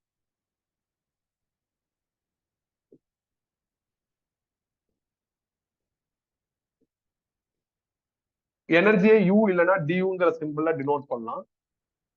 Initial formula VdQ. இது எப்படி வந்துச்சு? ரெண்டு விதமா புரிஞ்சுக்கலாம். பிசிக்ஸ்ல எனர்ஜினாலும் ஒர்க்னாலும் ஒண்ணுதான். ஒர்க்கோட basic formula force into displacement. இது அப்படியே ஒரு ஸ்டோரியா மாத்துறேன். நான் ஒரு ஆப்ஜெக்ட்டுக்கு ஃபோர்ஸ் கொடுக்குறேன், சோ தட் அந்த ஆப்ஜெக்ட் என்ன ஆகுது, டிஸ்பிளேஸ் ஆகுது. இதுதான் எனர்ஜி. இந்த ஸ்டோரியை அப்படியே இதுக்கு ஃபேவரா, கெப்பாசிட்டிக்கு ஃபேவரா இப்ப சேஞ்ச் பண்ணி பேச போறான். ஒரு கெப்பாசிட்டிக்கு பேட்டரி கொடுக்குறான், அதனால அந்த கெப்பாசிட்டில சார்ஜ் ஸ்டோர் ஆகுது, அதுதான் எனர்ஜி. இப்ப இங்க சொன்ன மாதிரி எங்க இருக்கா? சோ அப்ப இதை ஒரு ஸ்டோரியா மாத்தி ஒரு அனலாகி ஸ்டைல்ல இதை என்ன பண்ணிக்கலாம், அண்டர்ஸ்டாண்ட் பண்ணிக்கலாம். இது ஒரு way to understand this formula. இன்னொரு வே இருக்கு. இந்த எனர்ஜிங்கிற டேர்ம் நாம இன்னைக்கு படிக்கணும். இந்த லெசன்ல ஏற்கனவே படிச்சாச்சு, பொட்டன்சியல் எனர்ஜிங்கிற நேம்ல. பொட்டன்சியல் எனர்ஜி ஆஃப் 2 பாயிண்ட் சார்ஜுக்கு நம்மள்ட்ட ஃபார்முலா இருக்கு. இதான் ஃபார்முலா. பல ப்ராப்ளம் இதை வச்சு டீல் பண்ணிட்டோம். இந்த ஃபார்முலா நாம டெரைவ் பண்றதுக்கு ஒரு ஸ்டைல் எடுத்தோம். அந்த ஸ்டைல்ல இந்த ஃபார்முலாவுக்கு முன்னாடி ஒரு ஆர்ஜின் ஃபார்முலா வரும், VQ. இதை வச்சுதான் இதை டெவலப் பண்ணிருக்கோம். இதை டெவலப் பண்ண டேட்லயே நான் சொல்லியிருப்பேன், இது செம இம்பார்ட்டன்ட், நிறைய சாப்டர்ல இது நம்மளுக்கு தேவைப்படும். இததான் நான் இங்க இப்படி எழுதியிருக்கேன். யூன்னு எழுதாம டியூன்னு எழுதியிருக்கேன், கியூன்னு எழுதாம டிக்யூன்னு எழுதியிருக்கேன். அப்ப ஆல்ரெடி நீங்க படிச்சதை வச்சும் இதை புரிஞ்சுக்கலாம். ஆர்எல்ஸ் இந்த ஸ்டோரிய இதுக்கு ஃபேவரா மாத்தியும் புரிஞ்சுக்கலாம். அது உன்னோட சாய்ஸ் தான். இல்ல ஒண்ணுமே புரிஞ்சுக்காம இங்க இருந்து நீ ஆரம்பிச்சாலும் ஓகே தான், எந்த பிரச்சனையும் கிடையாது. இப்போ ஒரு சந்தேகம் வரும், ஏன் டிக்யூ டியூ? V battery. Battery once fix பண்ணிட்டா அதோட வேல்யூ மாறாது. ஆனா அந்த பேட்டரினால ஸ்டோர் ஆகிற சார்ஜ் வேல்யூ மாறும். அப்ப சார்ஜ் மாறுறதுனால அது வேரியபிள். யார் வேரியபிளோ உங்களுக்கு டிஃபரன்சியேஷன் சிம்பிள் வந்துடும். ஸ்டோர் ஆகிற சார்ஜ் மாறுனுச்சுன்னா எனர்ஜி ஸ்டோரேஜும் மாறும், அதனால அதுக்கும் டிஃபரன்சியேஷன். அப்போ ஃபார்முலா எப்படி வந்துச்சுங்கிறத இப்ப புரிஞ்சுக்கிட்டோம். இனிமேல் இது தேவையில்ல. இப்போ ஒரு சின்ன மேக்ஸ் தான், ஃபைனல் ஆன்சருக்கு பேரு. என்ன மேக்ஸ்? கெப்பாசிட்டரோட definition formula C is equal to Q by V. இதுல இருந்து V கண்டுபிடிச்சா Q by C ன்னு. V க்கு பதில் Q by C ன்னு இங்க ஃபில் பண்ணுங்க. அப்ப du is equal to Q by C into dQ ன்னு. ரெண்டு சைடு இன்டகிரேட் பண்ணு. du எனர்ஜியை இன்டகிரேட் பண்ணா யூங்கிற எனர்ஜி வந்துடும். 1 by C அது கான்ஸ்டன்ட் வெளியே எடுத்துடலாம். ஏன்னா C காம்போனன்ட்டை பர்ச்சேஸ் பண்ணியாச்சுன்னா அதோட வேல்யூ மாறாது. Q Qஆலே இன்டகிரேட் பண்ணா Q ஸ்கொயர்ட் பை 2 வந்துடும். இதுதான் கெப்பாசிட்டர்ல ஸ்டோர் ஆகிற எனர்ஜியை கால்குலேட் பண்றதுக்கான ஃபர்ஸ்ட் ஃபார்முலா. இதை கொஞ்சம் மாடிஃபை பண்ணி இன்னொரு அப்டேட்டட் ஃபார்முலாவும் ரெடி பண்ணிக்கலாம். எப்படின்னா, ஃப்ரம் திஸ் Q கண்டுபிடிக்க. Q கண்டுபிடிச்சா CV-ன்னு வரும். Qக்கு பதில் CV-ன்னு இங்க ஃபில் பண்ணுங்க. அப்போ 1 by C into Qக்கு பதில் CV போட்டா C squared V squared by 2ன்னு வரும்.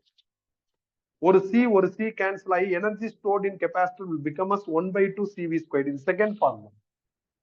ஒரு டைட்டிலுக்கு ரெண்டு ஃபார்முலா ப்ரொடியூஸ் ஆயிடும். அப்ப எதை நியூமரிக்ல யூஸ் பண்றதுங்கிற கன்ஃபியூஷன் வரும். அதை நியூமரிக்ல இப்ப கிளியர் பண்ணும். எப்ப எந்த இடத்துல எந்த மாதிரி வேர்டுக்கு எதை யூஸ் பண்ணு தெளிவா நான் நியூமரிக்லே சொல்லிடுறேன். ஸோ அப்ப சார்ஜ் தான் ஸ்டோர் ஆகுது, அதை எனர்ஜியா கன்வெர்ட் பண்றாங்க. அப்படின்னா அதை கால்குலேட் பண்ணும். அதை கால்குலேட் பண்றதுக்கான ஃபார்முலாவும் டெரைவ் பண்ணியாச்சு. இதை இன்னும் கொஞ்சம் எக்ஸ்டெண்ட் பண்ணி படிச்சா நல்லா இருக்கும்.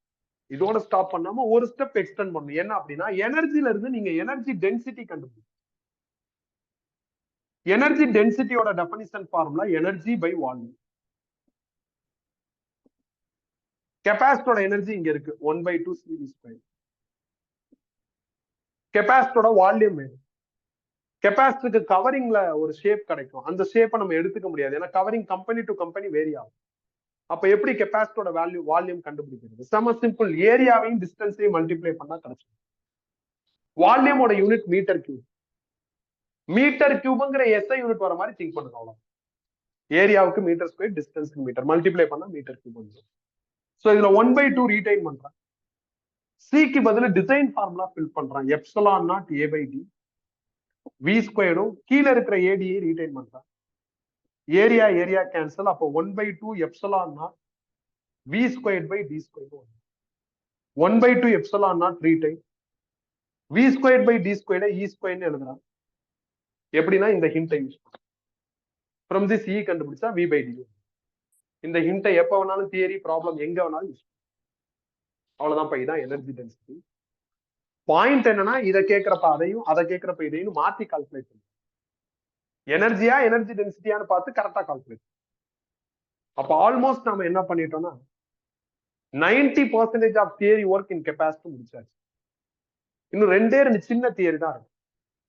அது capacitor in series and capacitor in parallel. அது நாளைக்கு கிளாஸ்ல பார்த்துட்டு ப்ராப்ளம்குள்ள போவோம். இன்னைக்கு இவ்வளவு தூரம் பார்த்துருக்கோம்ல, இதை வச்சு சில முக்கியமான ப்ராப்ளம்ஸ் எல்லாம் முடிச்சிருவோம். Simple 1 line or 2 line problems ஆனா எல்லாமே இம்பார்ட்டன்ட். அந்த மாதிரி முடிச்சிருவோம். கெப்பாசிட்டில நிறைய ப்ராப்ளம் இருக்கு. இந்த கண்டென்ட் படிக்கிறப்பே ஃபாலோ பண்ண வேண்டிய ப்ராப்ளம்ஸ் இருக்கு. அதே மாதிரி நாளைக்கு சில கண்டென்ட் படிப்போம், அதுல ஃபாலோ பண்ண வேண்டிய ப்ராப்ளம்ஸ் இருக்கு. அதுக்கு அடுத்தடுத்த கிளாஸ்ல டிஃபரெண்ட் டிசைன் ப்ராப்ளம்ஸ். நான் ஆல்ரெடி சொன்னதான், இது ஒரு டைட்டில் ஆனா ஒரு சாப்டர் மாதிரி இருக்கும். நிறைய பாக்குற மாதிரி இருக்கும். இதுவரை நான் சொன்னதுல உங்களுக்கு ஏதாவது டவுட் இருந்தா கேட்கலாம். இஃப் நாட்னா நான் உங்களுக்கு கொடுத்த நோட்ஸ்ல எலக்ட்ரோஸ்டாட்டிக் இண்டக்ஷன்ங்கிற டைட்டில் இருக்கிற நோட்ஸ் எடுங்க. ஒரே நோட்ஸ் தான், அதை நான் பிரிச்சு பின் பண்ணி கொடுத்துருப்பேன். அதுல எலக்ட்ரோஸ்டாட்டிக் இண்டக்ஷன்ங்கிற அந்த டைட்டில் இருக்கிற நோட்ஸ் எடுத்துக்கங்க. அதுல ஃபர்ஸ்ட் ப்ராப்ளம் எடுங்க. இன்னைக்கு 2 பேர் ஆன்லைன் கிளாஸ்ல புதுசா ஜாயின் பண்ணிருக்கீங்க. அவங்களுக்கு நான் ஒரு PDF அனுப்பிச்சிருப்பேன். ஸ்க்ரால் பண்ணிட்டே போங்க. ஒரு 80 பேஜ் தாண்டணும். தாண்டா இந்த டைட்டில் வரும், கெப்பாசிட்டர் வரும். நான் போர்ட்ல எழுதி இருக்கிறதெல்லாம் இருக்கும். அதுல ஃபர்ஸ்ட் ப்ராப்ளம் எடுத்துக்கங்க. நீங்க இப்ப எந்த டிவைஸ்ல இருக்கீங்களோ அதே டிவைஸ்ல இந்த நோட்ஸ் எடுக்காதீங்க. இன்னொரு டிவைஸ்ல நோட்ஸ் எடுத்துக்கங்க. புதுசா ஜாயின் பண்ண ஸ்டூடெண்ட்டுக்கு சொல்றேன். இல்ல எடுக்க முடியலன்னா விட்டுட்டு நான் கொஸ்டின் ரீட் பண்றப்ப தெளிவா கவனிங்க. இப்ப நீங்க எடுக்கிற பேஜ் இப்படி இருக்கணும். இந்த மாதிரி இருக்கும். எலக்ட்ரோஸ்டாட்டிக் இண்டக்ஷன் போட்டுருக்கும். ஸோ இந்த நோட்ஸ் எடுக்கணும். PDF கையில வச்சிருக்கவங்க இந்த பேஜுக்கு போகணும்.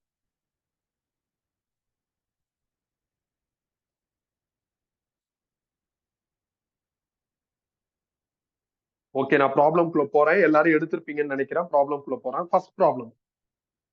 If the voltage applied on a capacitor is increased from V2 to V, choose the correct conclusion. கவனிங்க. கெப்பாசிட்டரோட definition formula C is equal to Q/V. இப்ப V 2V மாத்திட்டாங்க. அப்ப C என்ன ஆகும்னு ஃபர்ஸ்ட் யோசிங்க. நான் ஏற்கனவே தெளிவா சொல்லிட்டேன். V 2V மாத்தினா C என்ன ஆகாது, மாறாது. ஏன்னா C காம்பனன்ட் வேல்யூ மாத்தணும்னா டிசைன்ல தான் கை வைக்கும். அப்ப நீங்க பேட்டரியே 2V மாத்தினா C வேல்யூ என்ன ஆகாதுன்னா சேஞ்ச் ஆகாது. அப்ப இந்த CA இங்க வரணும். அப்படின்னா இந்த இடத்துல Q போடக்கூடாது, 2Qன்னு போடணும். அப்பதான் 2 கேன்சல் ஆகி பழைய ஆன்சரே. அப்ப நீங்க பேட்டரியை டபுள் பண்ணிட்டா ஸ்டோர் ஆகிற சார்ஜ் என்ன ஆகும், டபுள் ஆகும். ஆனா C என்ன ஆகாது, மாறாது. C remains same, Q double அப்படிங்கிற இந்த ஆப்ஷன் தான் கரெக்ட் இந்த கொஸ்டினை பொறுத்தவரை. ஆனா ரியாலிட்டியில ஒரு கெப்பாசிட்டிக்கு 5 வோல்ட் பேட்டரி தான் கனெக்ட் பண்ணி இருக்குன்னு வச்சுக்கோங்க. நீங்க 10 வோல்ட் கனெக்ட் பண்ணா கெப்பாசிட்டி டேமேஜ் ஆயிரும், பண்ணக்கூடாது. இந்த கொஸ்டின் படி இந்த ஆன்சர் கரெக்ட். பிராக்டிகலா இந்த கெப்பாசிட்டிக்கு 5 தான் செட் ஆகும்னா 5 தான் நீ பண்ணும். மோர் தென் 5 போனா டேமேஜ் ஆகும். ஓகே தானே? சோ அதனால கவனமா இருக்கணும். இந்த கொஸ்டின் படி இது கரெக்டா, நான் ரியாலிட்டி சேர்த்து யோசிச்சு. இப்போ ஒரு கெப்பாசிட்டிக்கு 5 தேவைப்படுது, நீ 2.5 தான் கனெக்ட் பண்ணிருக்க. அப்போ 5 கனெக்ட் பண்ணா என்ன ஆகும், சார்ஜ் நல்லா ஸ்டோர் ஆகும். 5 தான் தேவைப்படுது, நீ 10 கனெக்ட் பண்ற, என்ன ஆகும், டேமேஜ் ஆகும். 5 தேவைப்படுது, நீ 2.5 கனெக்ட் பண்ற, அப்படின்னா ஒழுங்கா வேலை செய்யாது. என்ன இருந்தாலும் கெப்பாசிட்டரோட வேல்யூ என்ன ஆகாது, நீ இவங்களை மாத்துறதுனால மாறாது. ஆல்ரெடி இன்னொரு லாஜிக்கு சொல்லிட்டேன். இந்த ஃபார்முலா படி CR கான்ஸ்டன்ட். அதனால வி மாறினா சி மாறாது. So first question over. அடுத்து second question. A parallel plate capacitor stores a charge Q at a voltage V. Suppose the area of the parallel plate capacitor and the distance between the plates are each doubled, then which of the quantity that will change அப்படின்னு கேட்டிருக்காங்க. நார்மலா கெபாசிட்டரோட design formula epsilon naught A by D. இப்ப area டிஸ்டன்ஸ்லாம் change ஆயிருக்குன்னு கொஸ்டின்ல சொல்லியிருக்காங்க. Area distance பத்தி பேசுனதுனாலதான் நான் டிசைன் ஃபார்முலா எடுத்தேன். இப்ப இதுல எப்சிலான் நாட் கான்ஸ்டன்ட், கொஸ்டின் படி ஏரியா டபுள் ஆயிடுச்சு, டிஸ்டன்ஸும் டபுள் ஆயிடுச்சு. அப்ப இந்த 2 கேன்சல் ஆகி ப்ரீவியஸ் ஆன்சரே வரும். சப்போஸ் இதுல சி 10னா டிசைனை மாடிஃபை பண்ணதுக்கு அப்புறம் என்னப்பா வருது? 10 தான் வருது. அப்ப சியோட வேல்யூ மாறலைன்னா அதுக்கு நாம கனெக்ட் பண்ண வேண்டிய பேட்டரி என்ன ஆகாது? மாறாது. அப்ப சி சேஞ்ச் ஆகலைன்னா வி சேஞ்ச் ஆகாது. பேட்டரி மாறலைன்னா சார்ஜ் ஸ்டோரேஜும் மாறாது. அப்ப C will not change, V will not change, Q will not change. அப்ப ஃபர்ஸ்ட் 3 ஆப்ஷன் நீ எடுக்கவே முடியாது. ஏன்னா ஃபர்ஸ்ட் 3 ஆப்ஷன்ல கெபாசிட்டன்ஸ், சார்ஜ், வோல்டேஜ்னு சொல்லியிருக்காங்க. இது மூணுமே என்ன ஆகாது? சேஞ்ச் ஆகாது. நீங்க யோசிச்சு பாருங்களேன், ரூம் மாறினாதான் இவங்க எல்லாம் மாறுவாங்க. ரூமே மாறலைன்னா இவங்க எல்லாம் மாற போறது இல்லை. ஒருத்தன் வர்றான், ரூமை நான் மாத்திட்டேன் அப்படிங்கிறான், செக் பண்ணி பார்த்தா மாறல. அப்படின்னா அதுல போட வேண்டிய சேர், பர்சன்ஸ் எல்லாம் இவங்கெல்லாம் மாற மாட்டாங்க.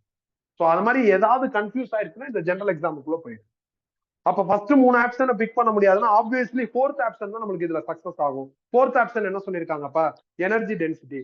டெஃபினட்டா எனர்ஜி டென்சிட்டி சேஞ்ச் ஆயிருப்பா. எனர்ஜி டென்சிட்டியோட ஃபார்முலா என்ன? Energy by volume. அட்டெம்ப்ட் 1ல plate area A, plate distance D, இந்த வால்யூம் போட்டேன். அட்டெம்ப்ட் 2ல வால்யூம் மாறிடும் பாருங்க. ஏரியா டபுள் ஆகுது, டிஸ்டன்ஸ் டபுள் ஆகுது. அப்போ வால்யூம் ஆட்டோமேட்டிக்கா சேஞ்ச் ஆகும். வால்யூம் சேஞ்ச் ஆகுறதுனால எனர்ஜி டென்சிட்டி வில் சேஞ்ச். அவங்க விச் வில் சேஞ்ச்னு கேட்டிருக்காங்க. அப்ப எனர்ஜி டென்சிட்டி வில் சேஞ்ச்னு கன்ஃபார்ம். கிளியர் தானே? டிக் பண்ணிடலாம். ஸோ 1, 2 முடிஞ்சிருச்சு. அடுத்து ஃபோர்த் கொஸ்டின் எடுங்க, பயங்கர இம்பார்ட்டன்ட். ஃபோர்த் கொஸ்டின் ஆப்ஷன்ஸோட இருந்ததுன்னா என்ட்ரன்ஸ் எக்ஸாம் கொஸ்டின். ஆப்ஷன் இல்லாம இருந்ததுன்னா என்சிஆர்டி. என்சிஆர்டில ஆப்ஷனை கொஸ்டினா மாத்திடுவாங்க. இன்க்ரீஸ் ஆகுமா, டிக்ரீஸ் ஆகுமா, கண்டுபிடிச்சு சொல்லணும், கொஸ்டினா மாத்திடுவாங்க. நிறைய டைம் இந்த கொஸ்டின் ஸ்லைட் மாடிபிகேஷனோட ரிப்பீட் ஆயிருக்கு. ஒரு கொஸ்டினை கிளியரா பார்த்தாவே போதும். இதே ஸ்டைல்ல எத்தனை வந்தாலும் நீயே சால்வ் பண்ணிடலாம். இதுக்கு இந்த இந்த இந்த என்டையர் திங்கும் மைண்ட்ல இருக்கு. பர்டிகுலரா இந்த இடத்துல கவனமா இருக்கும், சொதப்பிடக்கூடாது. கவனமா பாருங்க. A parallel plate capacitor is charged and the charging battery is then disconnected if the plates of the capacitors are moved further apart by means of insulating handles அப்படின்னு சொல்லிட்டு கீழே 4 ஆப்ஷன்ஸ் கொடுத்துட்டாங்க. கவனிங்க. ஒரு parallel plate capacitor பர்ச்சேஸ் பண்ணிருக்கேன். இதுல ஒரு பேட்டரியை கனெக்ட் பண்ணியாச்சு. பேட்டரியை கனெக்ட் பண்ணிட்டா சார்ஜ் ஸ்டோர் ஆக ஆரம்பிச்சு. லேட்டரா பேட்டரி டிஸ்கனெக்ட் பண்ணிட்டோம். பேட்டரி டிஸ்கனெக்ட் ஆயிடுச்சுன்னா ஃபர்தரா சார்ஜ் ஸ்டோர் ஆகாது. ஆனா ஆல்ரெடி ஸ்டோர் ஆன சார்ஜ் ரிமைன் சேமா இருக்கும், கான்ஸ்டன்டா மெயின்டைன் ஆகும். லாஜிக் கரெக்ட் தானே? இப்ப நீ பேட்டரியை கனெக்ட் பண்ணிட்டா சார்ஜ் கொஞ்சம் கொஞ்சமா ஸ்டோர் ஆயிருக்கு. பேட்டரியை டிஸ்கனெக்ட் பண்ணிட்டா என்ன ஆகும்? ஸ்டோர் ஆன சார்ஜ் அப்படியே பிராக்டிக்கலா கொஞ்சம் லீக் ஆகும். பட் தியரில அந்த லீக்கேஜ் எல்லாம் நெக்லிஜிபிள். நம்ம சிலபஸ்ல லீக் ஆகுது, நம்ம எங்கேயுமே எடுத்துக்க வேண்டிய அவசியம் இல்லை. அப்ப நீ பேட்டரியை கனெக்ட் பண்ணியிருந்தா ஸ்டோர் பண்ணிக்கிட்டே இருக்கும். பேட்டரியை எப்ப டிஸ்கனெக்ட் பண்றியோ அப்ப என்ன ஆயிடும்? ஃபர்தரா ஸ்டோர் ஆகாது. ஆனா ஆல்ரெடி ஸ்டோர் ஆயிருக்கிற சார்ஜ் மெயின்டைன் ஆகும். அதனால Q ரிமைன்ஸ் கான்ஸ்டன்ட். அப்படின்னா நீங்க ஆப்ஷன் ஏ பிக் பண்ண முடியும். ஆப்ஷன் ஏல என்ன சொல்லியிருக்காங்க? சார்ஜ் ஆன் தி கெபாசிட்டர் இன்க்ரீசஸ்ங்கிறாங்க. கிடையாது, சார்ஜ் என்னவா இருக்கு? கான்ஸ்டன்டா இருக்கு. அப்ப ஆப்ஷன் ஏ ராங். அதே நேரத்துல இந்த பேட்டரியை டிஸ்கனெக்ட் பண்ணிட்டு இன்சுலேட்டிங் ஹேண்டில வச்சுக்கிட்டு இந்த 2 பிளேட்டுக்கு நடுவுல இருக்கிற டிஸ்டன்ஸை ரைஸ் பண்ணி விடுறாங்க. டிஸ்டன்ஸ் டிசைன் டேட்டாவை மாத்திட்டாங்க. டிசைன் டேட்டாவை மாத்தினா சி வேல்யூ மாறும். அப்ப டிஸ்டன்ஸ் இன்க்ரீஸ் ஆயிடுச்சுன்னா சி என்ன ஆகும்? ரெடியூஸ் ஆகும். அப்ப கெபாசிட்டன்ஸ் டிக்ரீசஸ். ஆப்ஷன் சியும் அப்ப நீ பிக் பண்ண முடியாது. ஆப்ஷன் சில பாருங்களேன், கெபாசிட்டன்ஸ் இன்க்ரீசஸ் சொல்லியிருக்காங்க. அப்ப அதுவும் கிடையாது. ஆப்ஷன் ஏவும் ராங்கு, சியும் ராங். அப்படின்னா மித்த ரெண்டு ஆப்ஷன்ஸை பத்தி யோசிக்கணும். மித்த ரெண்டு ஆப்ஷன்ஸ்ல ஒரு ஆப்ஷன்ல வோல்டேஜ் பத்தி பேசுறாங்க, இன்னொரு ஆப்ஷன்ல எனர்ஜி பத்தி பேசுறாங்க. சிக்கும் வோல்டேஜுக்குள்ள ரிலேஷன்ஷிப் இதான். ஆல்ரெடி கியூ கான்ஸ்டன்ட் நம்மளுக்கு தெரியும். இதை இங்க ஃபில் பண்ணா சி இன்வெர்ஸ்லி ப்ரொபோர்ஷனல் டு வின்னு வரும். சி டிக்ரீஸ் ஆகுதுன்னா அப்ப வி என்ன ஆகும்? இன்க்ரீஸ் ஆகும். வி இன்க்ரீசஸ்னு ஆப்ஷன் பில இருக்கு. அப்ப ஆப்ஷன் பி கரெக்ட். அப்ப இந்த கொஸ்டினுக்கு ஆப்ஷன் பி கரெக்ட். இருந்தாலும் ஆப்ஷன் டி செக் பண்ணிடலாம்.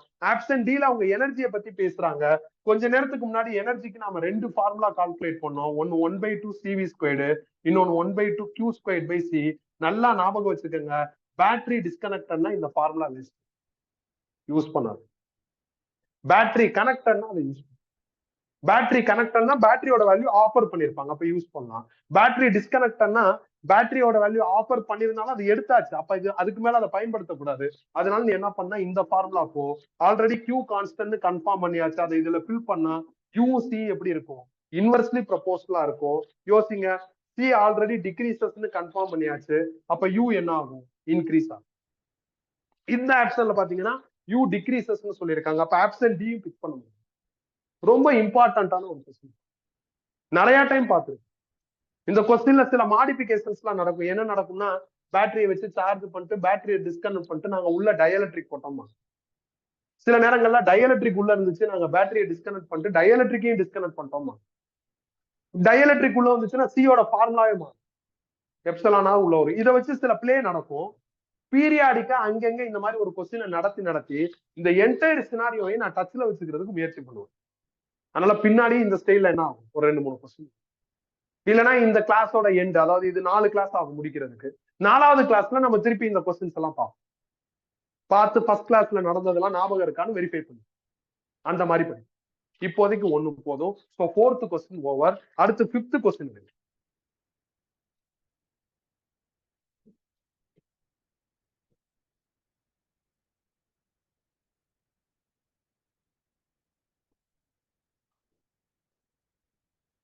A capacitor of 10 microfarad capacitance is charged to 1000 volt and is then discharged through a wire.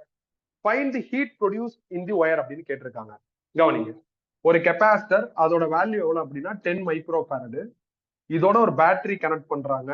இந்த பேட்டரியோட வேல்யூ எவ்வளவு சொல்லியிருக்காங்கன்னா 1000 வோல்ட். அப்ப இதுல சார்ஜ் ஸ்டோர் ஆகும். இது மைனஸ் பிளேட்டா மாறும், இது பிளஸ் பிளேட்டா மாறும். என்னதான் சார்ஜ் ஸ்டோர் ஆனாலும் அதை நம்ம எனர்ஜியா கன்வெர்ட் பண்ணிக்கலாம். அப்ப இதுல ஸ்டோர் ஆயிருக்கிற எனர்ஜியை கண்டுபிடிக்க போறேன். எனர்ஜி கண்டுபிடிக்கிறதுக்கான ஃபார்முலா, இஃப் தே ஆஃபர் பேட்டரினா 1/2 CV squared, 1/2 retain, C 10 microfarad, மைக்ரோனா 10⁻⁻6, வி எவ்வளவு சொல்லியிருக்காங்கன்னா 1000. ஸோ சால்வ் பண்ணா எனக்கு 5 ஜூல்னு வரும். அப்ப கெப்பாசிட்டில ஸ்டோர் ஆயிருக்கிற எனர்ஜி எவ்வளவுனா 5 ஜூல். லேட்டரா பேட்டரியை டிஸ்கனெக்ட் பண்ணிட்டு இந்த 2 ஒயரையும் ஷார்ட் பண்ணிட்டாங்க. 2 ஒயரையும் ஷார்ட் பண்ணா என்ன ஆகும் அப்படின்னா, இந்த எலக்ட்ரான்ஸ்லாம் கூட்டமா இந்த பிளஸ்ல வந்து காம்ப்ரமைஸ் பண்ணும். அப்படி காம்ப்ரமைஸ் பண்றப்போ ஒரு எலக்ட்ரான் ஃப்ளோனால இந்த இடத்துல ஹீட் ப்ரொடியூஸ் ஆகும். இந்த ஹீட் எவ்வளவுன்னு கால்குலேட் பண்ண சொல்லியிருக்காங்க. ஹீட்டும் எனர்ஜி தான். எனர்ஜி கன்சர்வேஷன் பிரின்சிபிள் படி இதுல எவ்வளவு எனர்ஜி ஸ்டோர் ஆயிருக்கோ அதுதான் டெலிவர் ஆயிருக்கும். ஸ்டோர் ஆன எனர்ஜி எவ்வளவு? 5 ஜூல். அப்ப டெலிவர் ஆனது எவ்வளவு? 5 ஜூல். இதான் கிளியரா? டிக் பண்ணிருங்க. 7th கொஸ்டின் எடுங்க.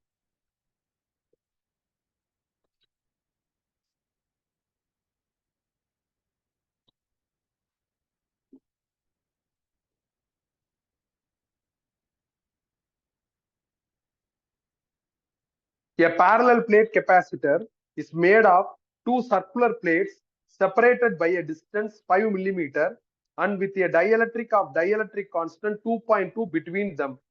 When the electric field in the dielectric is 3 into 10⁴ volt per meter, then the charge density of the positive plate will be. முதல்ல கெப்பாசிட்டர்ங்கிற வேர்ட் சொல்லிட்டாங்க.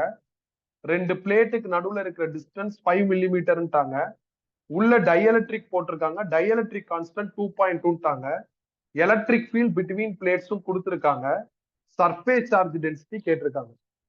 நான் அப்ப கெப்பாசிட்டர்ல என்னென்ன ஃபார்முலா இருக்கோ அவங்கள பயன்படுத்தி சிக்மாவை டெரைவ் பண்ணும். கெப்பாசிட்டரோட டெஃபினிஷன் ஃபார்முலா Q/V. கெப்பாசிட்டரோட டிசைன் ஃபார்முலா ε0 A/D. டயலக்ட்ரிக் இருக்கிறதுனால ε0 வந்துடும். இதுவும் சி இதுவும் சி, ரெண்டையும் ஈக்குவேட் பண்ணுங்க. அப்ப Q/V is equal to ε0 ε0 A/D ன்னு ஒண்ணு.